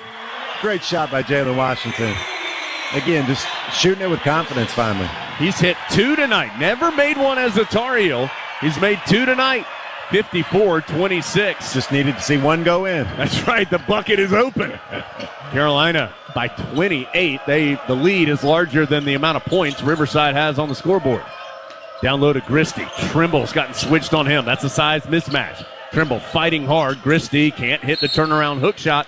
And a rebounding foul called on Carolina, I believe. It's going to be on Jalen Washington, his first. You saw a little bit there. Christie trying to post up. Obviously, a good shot, but I think we have confidence that, his 6-foot hook shot is a difficult shot for him. He'd much rather shoot a 3. Riverside 0 of 10 this half. They're down to 10 of 40 for the game, 25%. 5 of their 10 made field goals in the game have been threes. Gristy in the post. Trimble comes to double team. He and Cadeau have them all bottled up. Gristy nowhere to go. Flustered. Finally kicks it out to Tattersall to reset. 6 on the shot clock. Driving is Moses into heavy traffic, and there's going to be a foul called on Carolina. Cadeau just ended up in the wrong spot there. They're going to call it on Cormac Ryan. I thought it was going to be on Cadeau as well, but it will be on the Notre Dame transfer. His second, 5th on Carolina, and it sends us to another official break. Still no field goals for UC Riverside this half, and that has allowed Carolina 17-0 this half to lead it by 28. 54-26 our score. 11:53 to go in the second half in Chapel Hill from their field.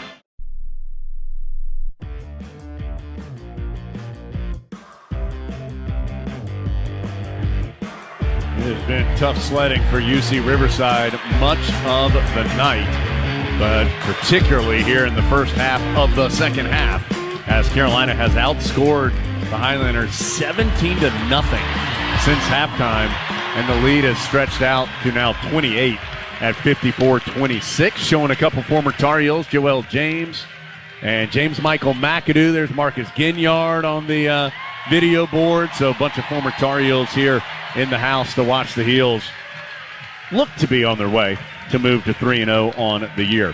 Reminder, our coverage brought to you by the Good Feet store. If you have foot, knee, hip, or back pain, Good Feet Arch Supports are engineered to support all four arches. Provide pain relief, balance, and comfort. Try them for yourself. Book your free fitting today at goodfeet.com. Again, that North Carolina Farm Bureau scoreboard reads 54-26 Carolina. That's brought to you by Farm Bureau Insurance, helping you is what they do best. Quick check of the Lenovo stats this half. We've told you Riverside, no field goals. Carolina, meanwhile, 5 of 10 from the floor, 2 of 5 from 3, 5 of 5 at the free throw line. Also, they've evened up those rebounds. Remember, Riverside had a significant rebounding advantage, 24-17 at the half. Carolina's out-rebounded the visitors 10-3 in the second half so far, and nearly another turnover. Already 13 of UC Riverside almost turned it over on the inbound, and their head coach, Mike Macpayo, screamed, "Take care of the ball," which has been a challenge tonight. A switch has a big man guarding Moses. Moses drove on Washington, then almost threw it away. Ends up to a late shot heave by Riverside. No good, but they get the offensive rebound. And, oh my gosh, a spike of a block by Withers, swatting away Hargress's opportunity. And now there's some pushing and shoving after the play. I think UC Riverside obviously frustrated that things aren't going well, and that's the fifth time. Carolina's not just blocking shots. They are aggressively asking the shots to leave the neighborhood and sending them into the stands. Withers has done that 3 times now tonight, where he has killed the opportunity for the opposition. Moses going to inbound for Riverside with 16 on the shot clock. Gets it into Salaridze, who was particularly upset in the pushing and shoving there a moment ago. Cadeau nearly got a steal, flashing in front of Hargress on the perimeter. 5 seconds on the shot clock. Moses has it, trying to drive on Withers. Pulls up for a fall away, right elbow, no good. Rebound Ryan. Still no field goals for Riverside this half. Withers in transition, gets to the rim and draws the foul. Great take by Withers, just being aggressive in transition. Basically 2-on-2, and he was able to split the guys. Fouls on Hargress, his second. Withers going to have a couple shots. Tyler, you were a part of teams that, ran as well as any Tar Heel team. Hubert Davis has said he wants his team to run better, and I think we've seen that some. What is it as easy as just running harder, running more? What's the key there? I think the biggest thing is just practicing playing at that speed. Trying to push the pace continuously in practice is difficult. You're going to have a few turnovers here and there, but you just got to continue to do it every day, and eventually you get to be able to play faster and faster. Withers hits the free throw, his first free throw as a Tar Heel, and his first point of the game. And I believe that with 3 blocks, that's his career high for blocks in a game, too. And I'm going to tell you again, they have been aggressive. they hadn't been fingertip. No, blocks. That one somebody in the stands caught. Both free throws good by the Louisville transfer. So it's now 56-26, largest lead for Carolina of this game and of any game this season. And Riverside having trouble getting it in. The Tar Heels knock it free. Cadeau has it on the left wing. Drives baseline, and he had it knocked away. Good recovery by Hargress to strip it from Cadeau. Tar Heels have thrown that full court pressure out there a couple of times, and it has bothered Riverside more times than not. Got a lot of quick guards to be able to take it away and make it difficult for him to get in bounds. Luke Turner on the perimeter for UC Riverside, out to Hargress. Carolina switches the screen. Hargress trying to drive on Withers. Withers slips and falls, and eventually it ends up to Salaridze for the first field goal of the second half. It comes at about the 10:30 mark for UC Riverside, so it took them nearly half of the half to get some points on the board. We've seen players as Washington pulls up for that teardrop jump shot right in the lane for 2. Great shot. Nice slow face up and just knock it down. He's in double figures now, 11 for Washington. That's just 2 off his career high. Just the second time he's been in double figures as a Tar Heel. What I was going to say is we've seen players slipping and falling here, as I think they're going to want to wipe the floor some here in the next dead ball. Air ball on a 3-pointer. Carolina the other way. Trimble, long pitch ahead to Godot, has to chase it down. Back to Trimble. He pulls up for the mid-range, no good. And Carolina really hadn't gotten back. Only Washington was there to attempt a rebound, but Riverside had 3 players, so it belongs to the visitors. 38-28, Tar Heels by 30 with 9:39 to go. Pickens on the perimeter, over to Luke Turner. Pump fake, back out to Pickens. Quick catch and shoot 3 off the iron, no. Cormac Ryan slips and falls trying to secure the rebound. Ends up into the hands of Trimble. Trimble falling out of bounds, tries to save it. And it will just be basketball to UC Riverside. Tar Heels will take the opportunity to make wholesale subs. Out go Washington, Cadeau, and Withers. In come Davis, High, and Baycott. So it's going to be Davis, Trimble, Ryan, High, and Baycott, the 5 on the floor for Carolina. 58-28, 9:27 to play. Hargress trying to throw it in front of the UC Riverside bench. Does so to the big man Martinez, who checked back in during that dead ball. Now to Hargress, drives right to the lane, sends it in the corner right. An awkward 3 is no good. Trimble way up in the air. Had the rebound tipped out of his hands, but to Cormac Ryan. Ryan weaving through traffic all the way to the rim. Oh, he missed the layup. Boy, there's just a lid on that sucker right now for Cormac as that one rolled off. If Cormac just needs to see one go in, he'll start making a bunch of them here. 9 minutes to go. Carolina up by 30. High closing in and bothering the attempt and drawing the foul on Tattersall. Tried to block it and got too much forearm. So Tattersall will go to the line for 2 shots. These will be just the 3rd and 4th free throws of the game for UC Riverside. Remember, their first point came at the free throw line. Ben Gristy very early in the game. So been a long time since they've had an opportunity to get to the line. The foul on High, his first, and 6th on Carolina. It has, and hopefully this group can continue to put the pressure on them that we have been, make their shots difficult. Obviously, they're going to make them eventually, but a lot of subs here should have some fresh legs. Hopefully, we continue that pressure and create high difficulty shots for them. Ingram checks back in. Cormac Ryan will sit down. Tattersall, he's got such an odd motion. He's got really long arms on his 6'7" frame. He kind of pauses at the top of his release. He does. I mean, it's just a strange-looking shot. He does make 1 of 2 on the free throw line. Missed the first, makes the second. Some pressure now from Riverside. Tar Heels break it pretty easily. It's 58-29, and Carolina has the basketball with the big lead.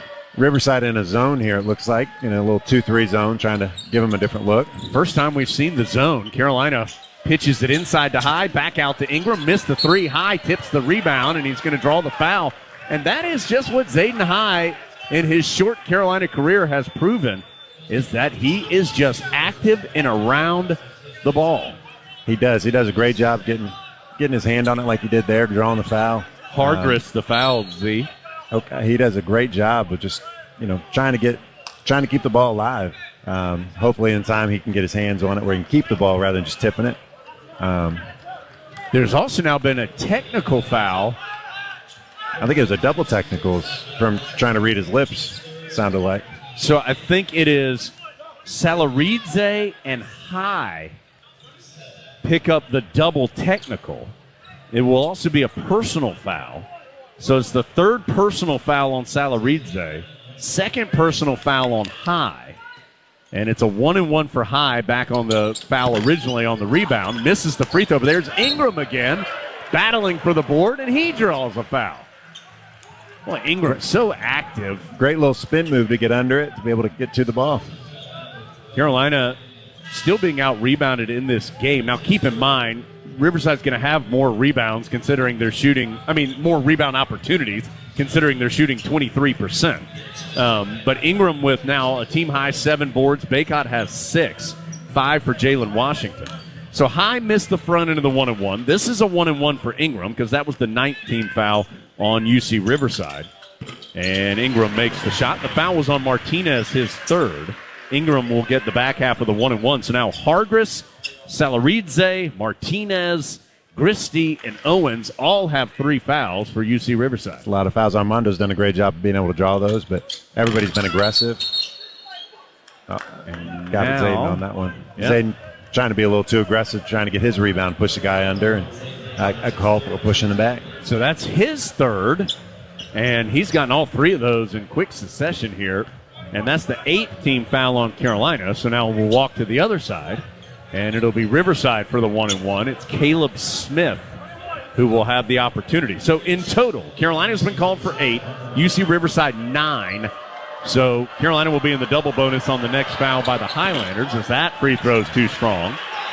Rebound to Seth Trimble and the Tar Heels. It's still a 30-point Tar Heel lead, 59-29. Carolina works it over to Ingram on the right wing. Pump fake for 3. Now he's backing in. Gets deep and can't hit the turnaround, but slaps the rebound out to Trimble. He'll push it to Baycott left of the lane. Elevates for the mid-range jumper, and teardrops it home. A little jump shot from Armando. You don't see that one very often, but I think he was tired of getting double teamed, so he figured he'd shoot the jump shot. And that is his first bucket of the second half. He now has 16, and UC Riverside has taken its final timeout with 8:08 to go. So Carolina with a 61-29 lead, and this will stretch to a full with 8:08 to go. So Riverside out of timeouts. We'll take the 8-minute media timeout as well. Tar Heels lead it by 32, 61-29, 8:08 to play from Learfield. All the action, all season long. This is Carolina basketball. 61-29. Carolina with the 32-point advantage. 8 minutes and 8 seconds to go in the Smith Center. And a reminder that for more than 25 years, Top of the Hill Restaurant and Brewery has been a pre- and post-game tradition in Chapel Hill. Handcrafted beer, great food and atmosphere as well. It's where Tar Heels come to celebrate. First meeting between Carolina and UC Riverside. Looks like it's going to go the Tar Heels' way with the big lead, 8:08 to go. Riverside, the 246th different team that Carolina has played in its history. First time the Tar Heels have played an opponent from the Big West since the 2017-18 season. Carolina played Hawaii that year. They stopped and played Hawaii on the way to the Maui Invitational that season. That was on November 18th, 2017. And looks like the Tar Heels are going to pick up another win. Have to finish out this 8:08, though, to do so. And they'll come off the bench with Davis, Wojcik, High, Ingram, and Baycott. We talked about this a little bit on Sunday. The Tar Heels play 10 guys pretty regularly, so they don't have a lot of kind of into-the-bench guys to put in a blowout. You'll likely see West Virginia transfer James Okonkwo here soon. And then 3 walk-ons. Well, Creighton Lebo's actually awarded a scholarship this year, but came as a walk-on. Rob Landry injured tonight, not dressed out. And then Dewey Ferris, the graduate student from Charlotte. So not quite time to go to those guys just yet with 8:08 to play. Be a great opportunity for them to get some reps in a game where, the pressure's not quite as high. Yep. But it's also not practice. So it'd be great to see them in here and see what they can do. Tar Heels not quite to that point yet, though, as Riverside has the basketball. Tattersall was in some trouble near the timeline, able to get it to Caleb Smith. Back to Tattersall. Still way out, and Riverside's not even to the three-point line. This whole possession's been out near the timeline. Now they get it left side to Pickens. He'll drive on the baseline, nothing there. Out to Gristy, and he rainbows home the 3 over the challenge of Baycott.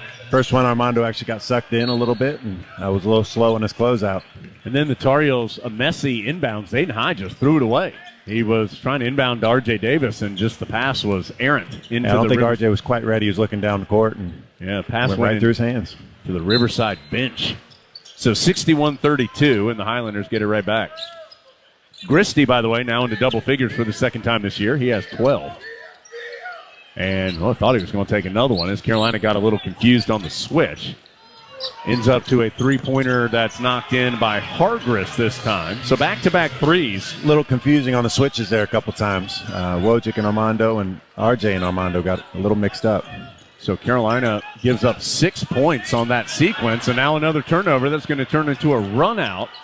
And a one-handed finish by Pickens as he took it away from Wojcik. So that's a quick 8-0 run for UC Riverside. Tar Heels still up comfortably, 61-37, but a messy few minutes here from Carolina. A little sloppy on the dribble handoff there. He's able to jump through and get the steal. Double team comes at Baycott. He kicks it out to R.J. Davis. We were looking right down the line. Zayden High misses the 3, but Zayden High gets high and throws it down. Great offensive rebound there. Been able to jump over and elevate and just put it back down. 63-37, first bucket for High. In fact, that's his first field goal as a Tar Heel. Did it emphatically. That's a good one to start with. 63-37. Hargress trying to dance against Baycott after a switch. Over to Tattersall. Back to Hargress. He'll drive. Tough finish. No good. Rebound tipped around, and Riverside chases it down.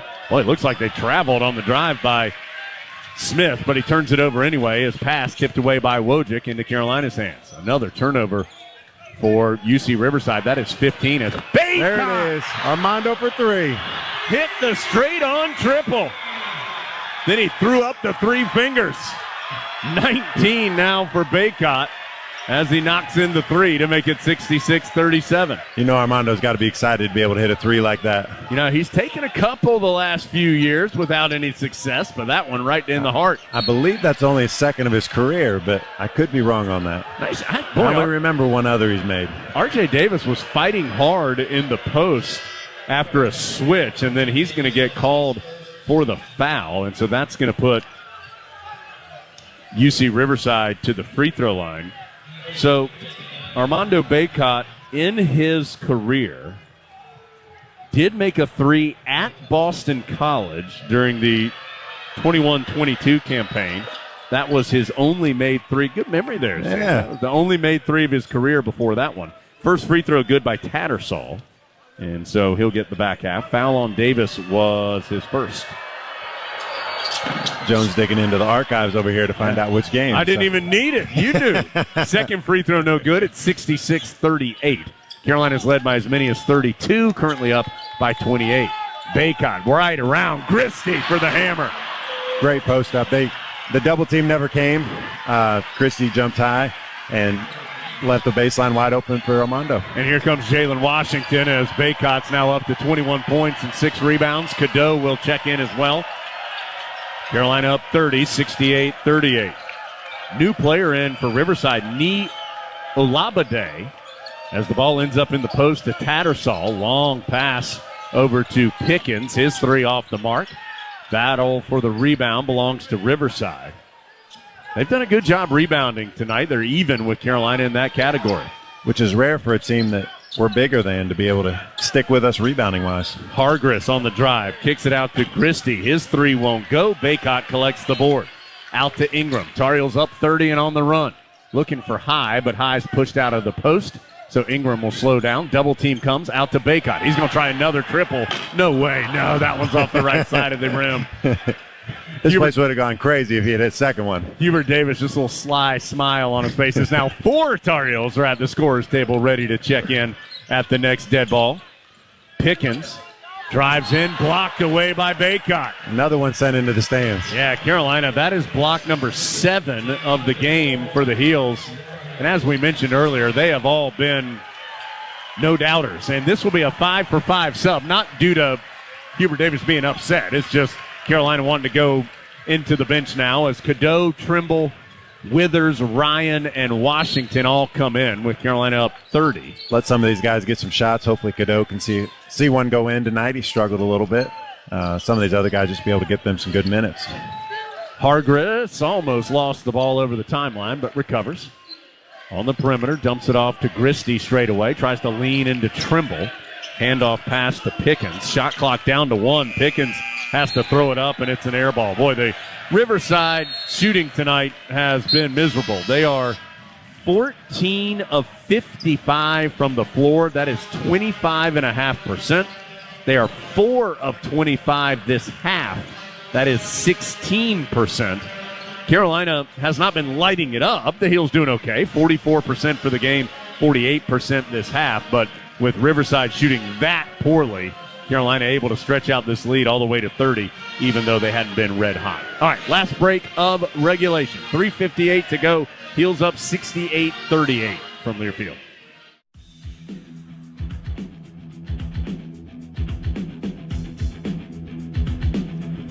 This game is, for the most part, been all Tar Heels. Riverside led for about a minute early in the game, but Carolina led by as many as 21 in the first half. Got a little sloppy in the last few minutes of the first half. That allowed UC Riverside to get it back down to 11 at the break, but it has been so one-sided this half. Carolina has outscored UC Riverside 31-12 in the second half.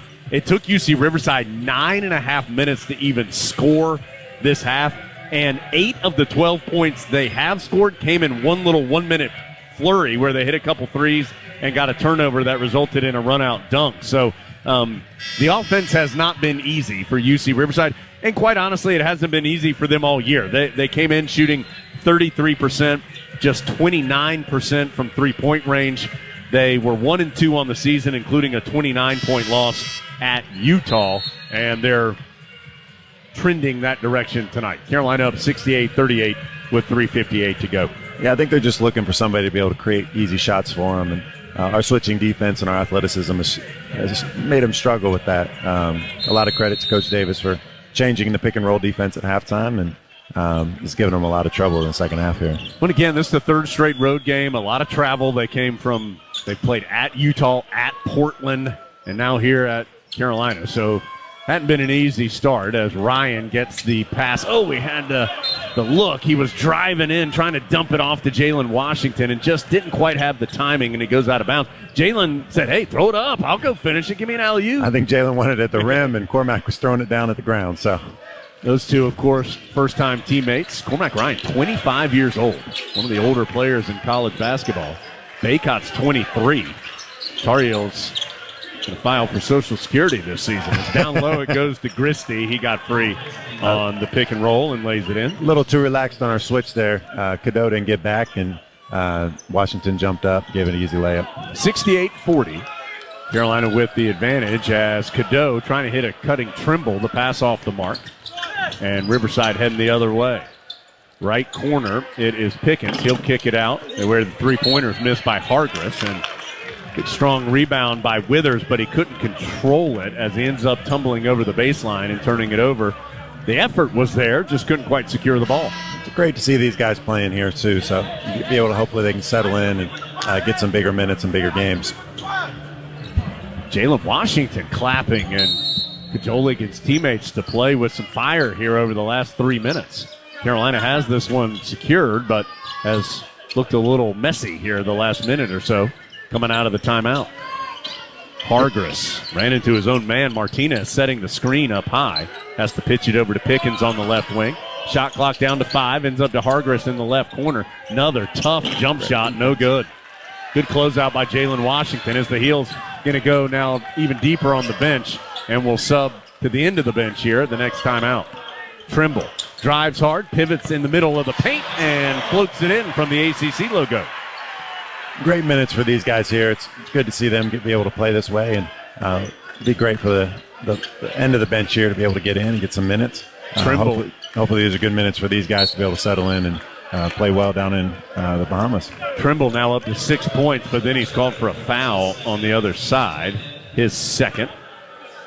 And that should be 2 shots now. I believe that's the 10th foul on Carolina. It is. And so Pickens will have 2 shots. He's 3 of 5 on the young season at the stripe. Carolina will take the opportunity to sub after this first free throw. We will take the opportunity to take a 10-second ID break after the first freebie goes in. Heels up 70-41. We'll tell you about the subs in a moment, but let's break 10 seconds. Station ID down the lines on the Tar Heels Sports Network.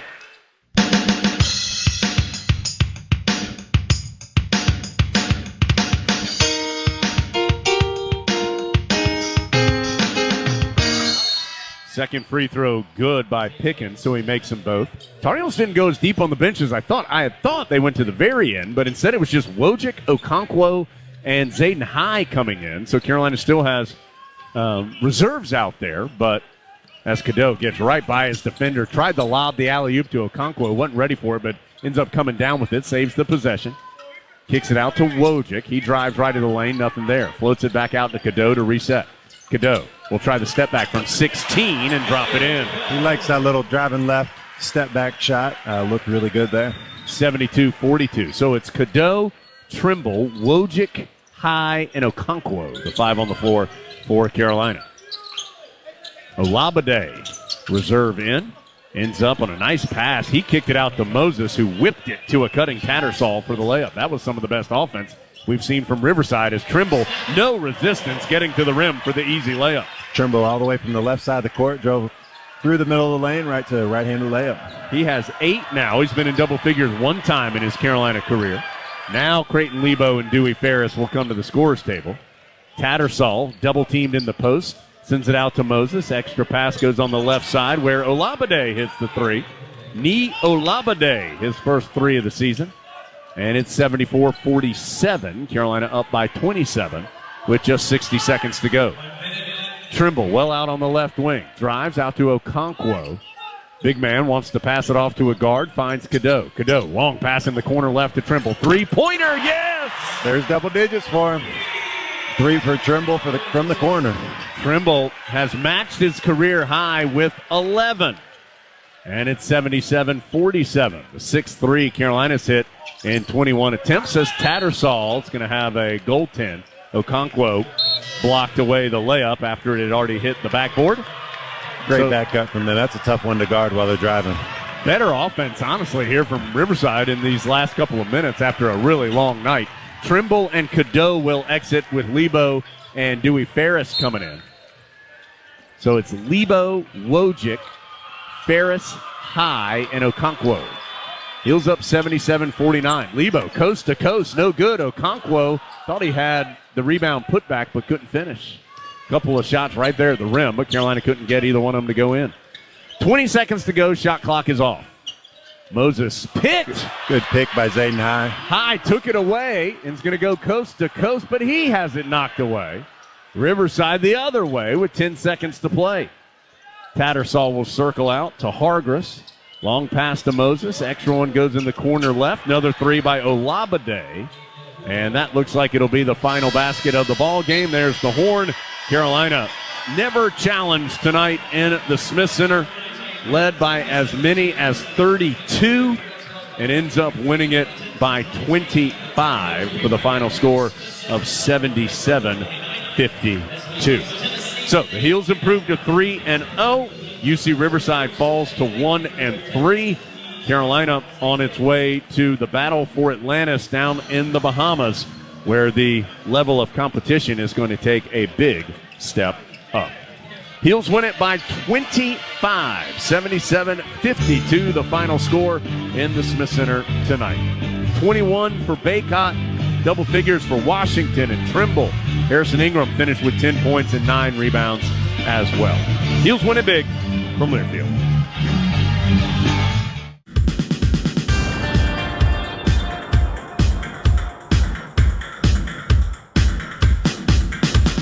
Attention Tar Heel fans, if you've had any alcohol as a part of your game day activities, make sure you don't get behind the wheel. There are more ways than ever to get home safely. You can call a friend, a cab, take a bus, or app your ride as Carolina rolls past UC Riverside. 77-52 tonight inside the Smith Center. We are awaiting comments from Coach Davis in the Continental Tire Coach's Corner. As soon as Jones makes contact with Coach, we'll bring you those comments live. In the meantime, Tyler Zeller back with us here inside the Smith Center. And, Z, I felt like in a way, at least individually speaking, the story of this game was about 2 Tar Heels that are returning from last year and now both sophomores. We talked about Seth Trimble in pregame and the jump that he's made from year 1 to year 2. I also felt like maybe outside of the Virginia game from last year, we got to see flashes of what we've all heard about Jalen Washington. I agree, actually. I was just looking at the stat sheet, and those are the first 2 that I focused on. Jalen did a great job being composed, taking great shots, made 2 threes, and Seth did a great job. Trimble did a great job getting downhill and just taking advantage of his athleticism, his strength. I don't think UC Riverside had an answer for him, getting downhill, and they didn't want to take that power drive that he had that he was able to give to him. Carolina beats UC Riverside 77-52. Collectively, the Heels shoot 46% from the floor, just 6 of 21 from three-point range. That's 28%, and 15 of 21 from the stripe. And with those 15 free throws made, that means another 1,500 meals were donated to a local area food bank through Food Lion Feed. Score to give more program. In the first half, Tyler, there was a stretch where Carolina jumped out to a 21-point lead. That was whittled down to an 11-point advantage at the half. Second half, Carolina put its foot down on the accelerator right out of the break. you know Coach Davis better than we do. What do you think the message was at intermission? I think the biggest thing in a game like this, we played so fast the first half. Kind of the goal is to play a lot of people, run them down. But the message always at halftime is just don't kind of give them life. Don't let them come out, hit 2 threes, and all of a sudden the game gets down to single digits. And really gives them hope that they can do it. We did a great job, came out, kind of put that lead back up to about 20, and made it really difficult on them. For really the first 10 minutes of the half were incredible defensively. They got no open looks. They were going one-on-one, and we made it extremely difficult on them to do anything, and they definitely weren't comfortable. You said in pregame one of your keys to the game was rebounding. Oddly enough, UC Riverside out-rebounds Carolina 38-37, but just in one of these statistical anomalies, Carolina outscores the Highlanders 16-2 in second-chance opportunities. What did you make about the battle on the glass tonight? I think the thing we did great offensively, rebounding, our offensive rebounds we were able to put back. We were in a great position. I think a lot of their offensive rebounds were due to our guards kind of running in rather than going out to get your man, which usually you can get away with. But with as many threes as they were shooting, it was long rebounds. So a lot of their offensive rebounds were coming, at the free throw line rather than, 2 or 3 feet where you can just turn around and lay it up.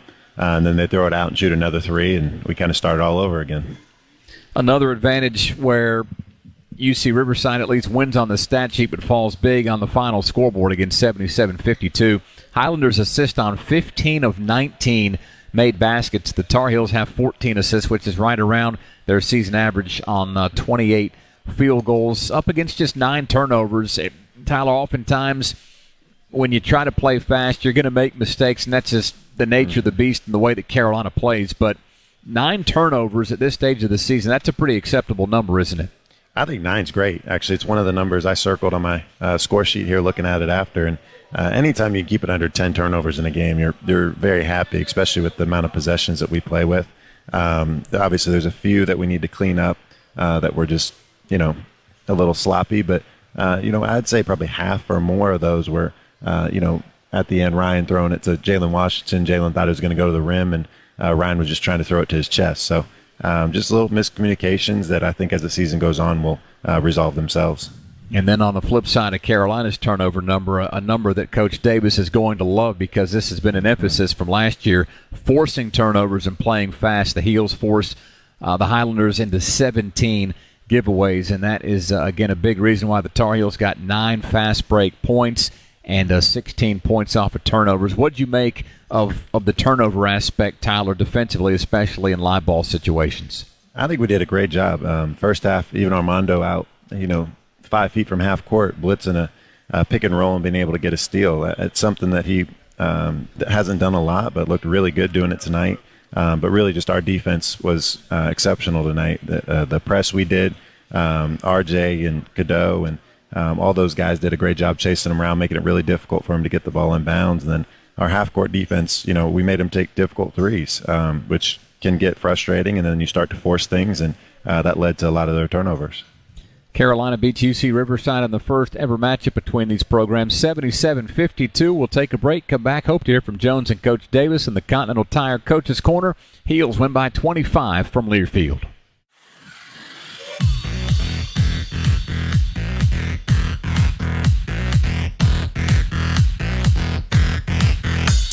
This is Carolina basketball. Our post-game coverage continues with the Carolina Ford Dealers Wrap-Up Show.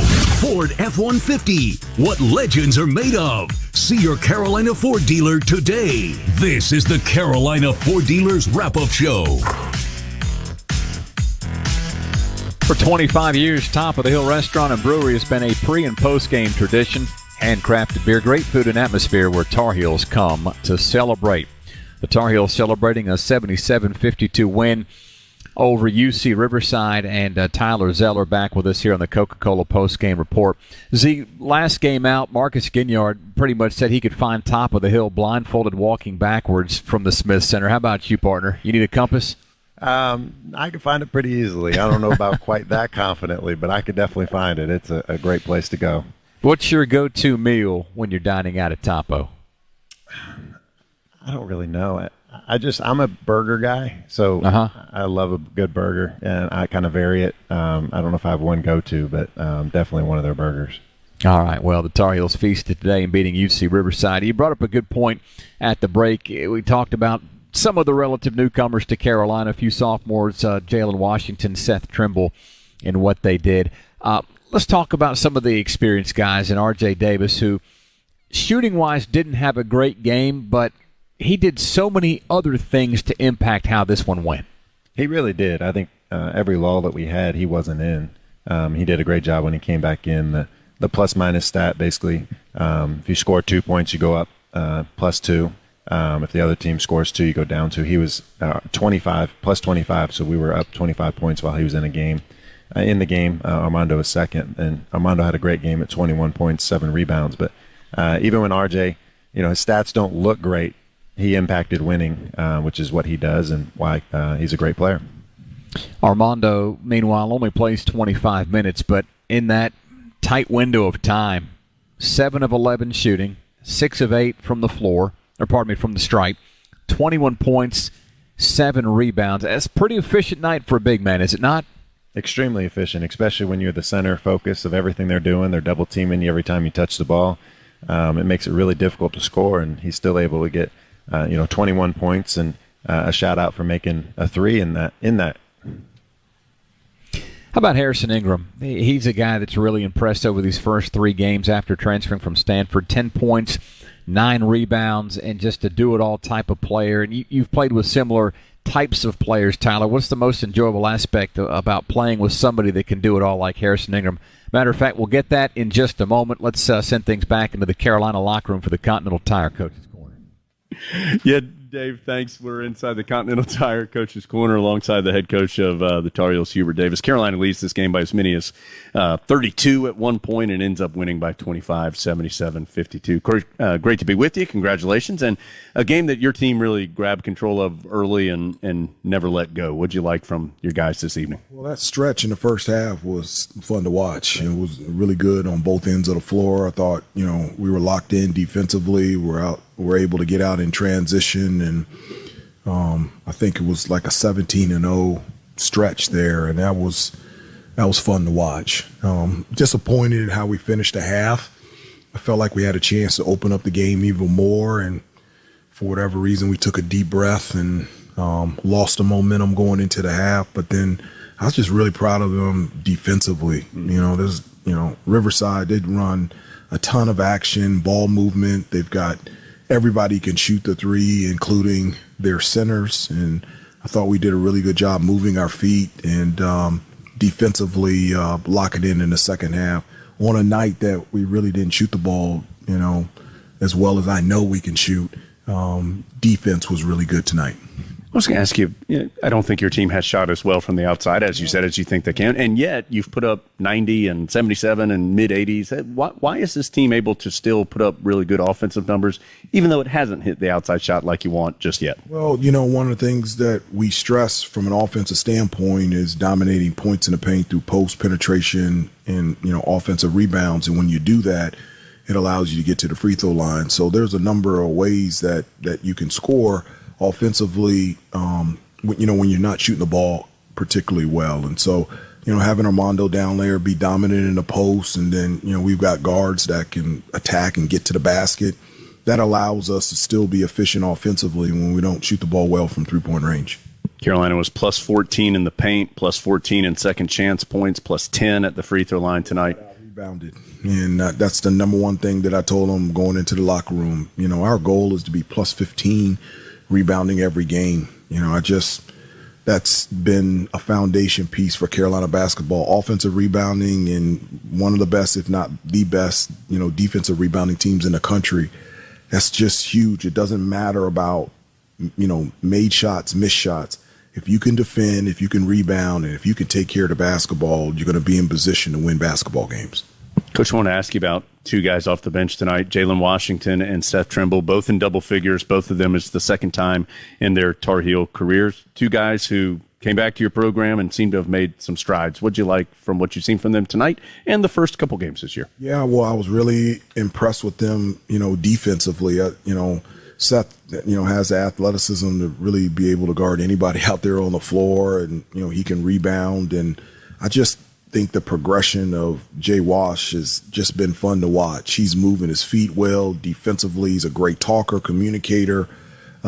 Actually, he's our best post defender. He does a really good job in the post, keeping opposing big guys out of the middle. And tonight, people also got to see that, Jay Wash can shoot the ball as well. So he's a guy that can finish around the basket, attack the offensive glass, but when open, he can knock down that three-point shot, and I was really happy for him and for Seth. I assume you taught Seth that finish at the rim that he had in transition?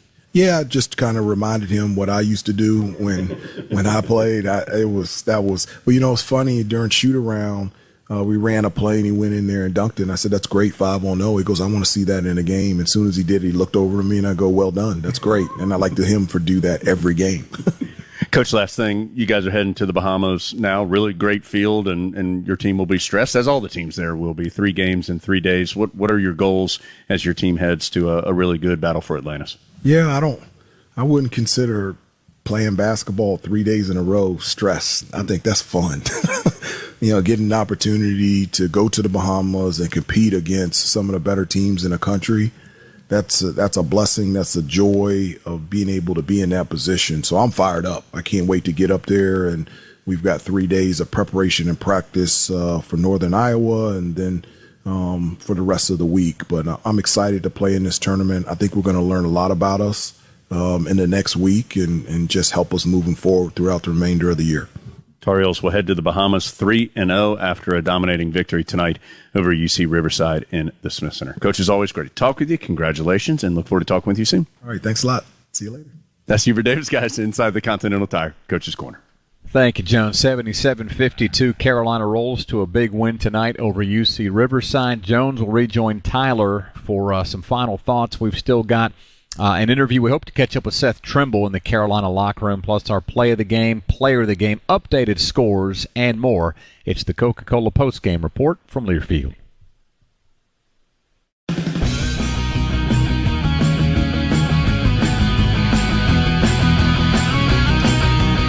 Carolina wins over UC Riverside tonight in the Smith Center. Final score 77-52. Heels improve to 3-0. Riverside falls to 1-3.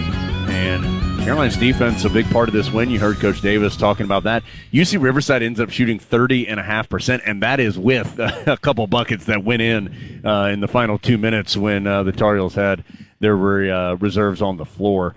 It was a tough shooting night for Riverside, and part of that was Carolina. Tar Heels really forced the visitors into some tough shots today, and the Highlanders have struggled to shoot the ball and continued to do so tonight. And again, some of that was Carolina's defense. Armando Bacot paces the Heels with 21, adds 7 rebounds. By the way, with those 21 points, Armando now up to 1,877 in his Carolina career. He has moved into 10th place all-time in Tar Heel history in scoring. He passed the great Walter Davis for 10th place tonight. Next up on that list is Brad Doherty, who had 1,912 points in his Carolina career. Going to be even with 5 years. Not sure Armando's catching Tyler Hansbrough, though, the all-time leader with 2,872 points in his Carolina career. Bacot already Carolina's all-time leader in rebounds and offensive rebounds. No double-double tonight for Armando, so he remains at 70 for his career, behind only Tim Duncan and Ralph Sampson in ACC history. Other scorers for Carolina: Harrison Ingram, 10 points, 9 rebounds, and 11 for Jalen Washington and Seth Trimble. Those are the second time for each of those young men in double figures in their career. It ties Trimble's career high. It is 2 off of Washington's career high. Jalen did hit 2 3-pointers tonight, the first 2 of his Carolina career. So all adds up to a pretty dominant victory tonight, and I'm not even sure 77-52 tells the full story. Carolina led this one by more than 30 for a good portion of the second half and end up winning it easily. So Tyler Zeller joining me, Jones Angel, here courtside. We'll finish up our portion here, and then Dave Nathan will take you the rest of the way home on the Coke postgame report. And Z, I know you and Dave have been talking some, but this felt like, outside of those sleepy last 6 minutes or so of the first half, where you heard Coach Davis say he felt like his team maybe got a little too comfortable with what was happening, other than those couple minutes, Carolina was pretty dominant this evening against a team that the Tar Heels are better than, and they certainly showed it this evening. Absolutely, and we did a great job in a lot of different aspects of the game. Early we were able to get out and run. We did a great job offensive rebounding. We need to do a little better defensive, but and then in the second half they came out doubling the post, and Armando did a great job after the first possession and getting it out of his hands. Obviously, like to see us get some of those threes to fall, but overall, I mean, other than that, that's about the only criticism you can give us tonight. And all those threes were great shots, and I have great confidence they'll start falling very soon. That was going to be my next point. I think it's one thing if a lot of your threes are at the end of the shot clock and you got a guy in your face and you are missing those type of shots. It felt like, for the most part, there's always going to be a couple that you say, maybe you can have a better shot.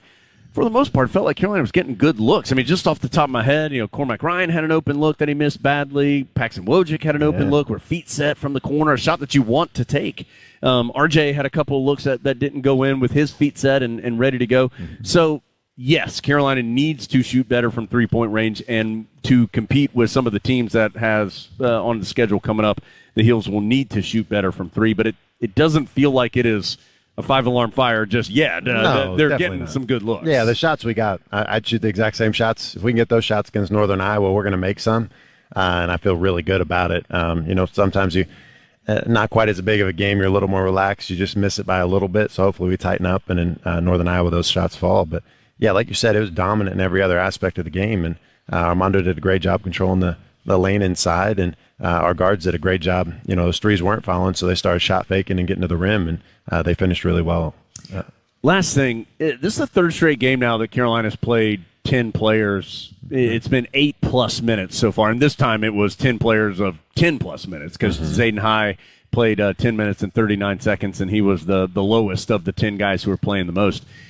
I think it will be interesting to see if when Carolina gets to the Bahamas and starts playing the Villanovas of the world, the Texas Techs of the world, whoever it is that they play in this upcoming event after the Northern Iowa game, and even against Northern Iowa, can Carolina stay with 10 men, and will they be able to rotate them as freely? I think it's been a positive for them, but at the same time, and you would know this better than me, of course, sometimes it's hard, too, when you're playing that many guys. So it just means to see how that rotation develops as they move on. Absolutely. I think that's a challenge for Coach Davis or any coach in the world, but especially with this lineup. I mean, we got 10 guys who are extremely talented, offer very different things in what they do, and it'll be interesting if, somebody's not playing well one night, somebody else can step up, and being able to have that versatility helps a lot rather than just playing 5 guys and, you hope all 5 play well or one gets in foul trouble. So the versatility that all those guys show is extremely valuable, and hopefully down in the Bahamas we can kind of see what each of those players can do. Yeah, it's a good point. It's not like you'd say,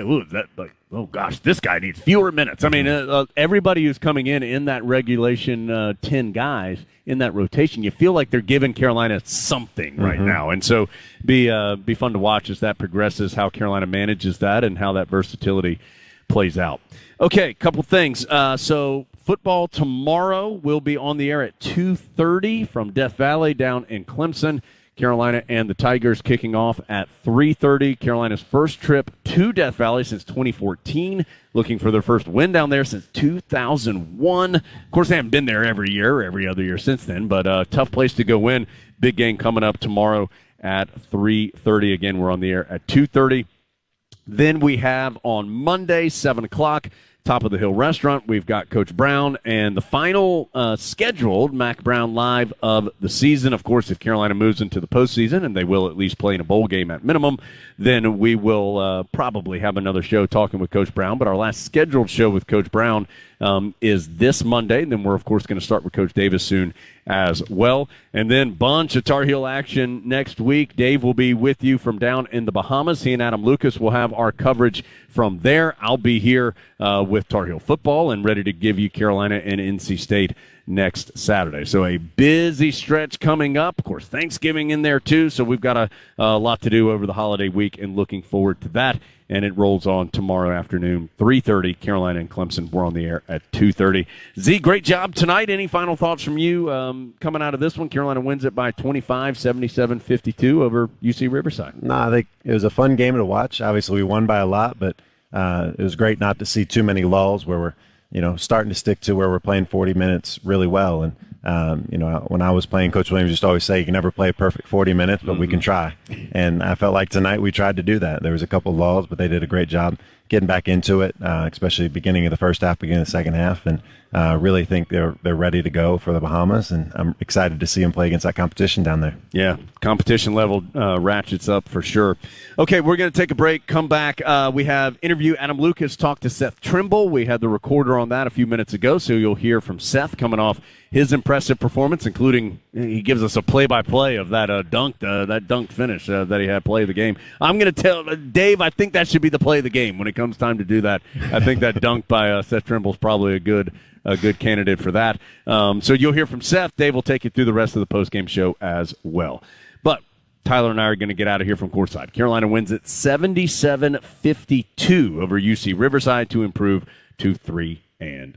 Dave will take you through the rest after this from Learfield.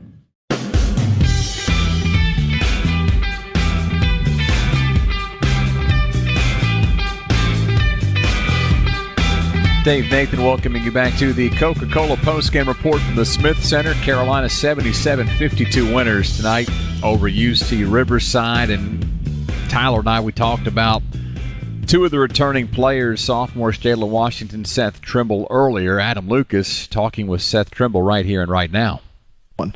Alongside Seth Trimble, after Carolina beats UC Riverside, Seth ties his career high. Seth, what did you feel like you did well tonight? I felt like I just played my game. I had a lot of people telling me that since the end of last season, since that ended.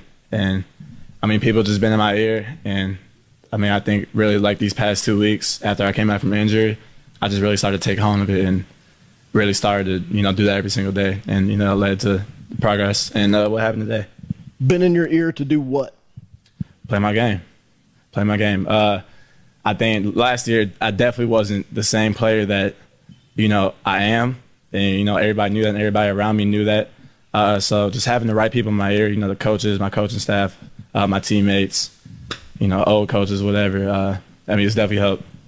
We are going to talk about the dunk. Don't worry. We'll get to that. I promise we're not going to forget. Riverside only shot about 30%. You're a big part of Carolina's defense. What did the Tar Heels do well defensively tonight? I really think we took pride in it. Riverside, I think they were 6th in the nation in three-point attempts. They, still got off a few three-pointers, hit a few, but I definitely think we did a good job of just maintaining, staying in front of our man, and just maintain our defensive principles. Just taking pride. If we take pride every day in our defensive abilities, we can really be special. If I feel like I've heard two things from Hubert Davis at practice repeatedly, it's run and look inside. It felt like you were really consciously doing both those things tonight. When those things happen, how does that make the offense better? It just helps us flow. When Armando gets the ball, it's either a foul, a kick out to an open shooter, a double team where we can get baskets.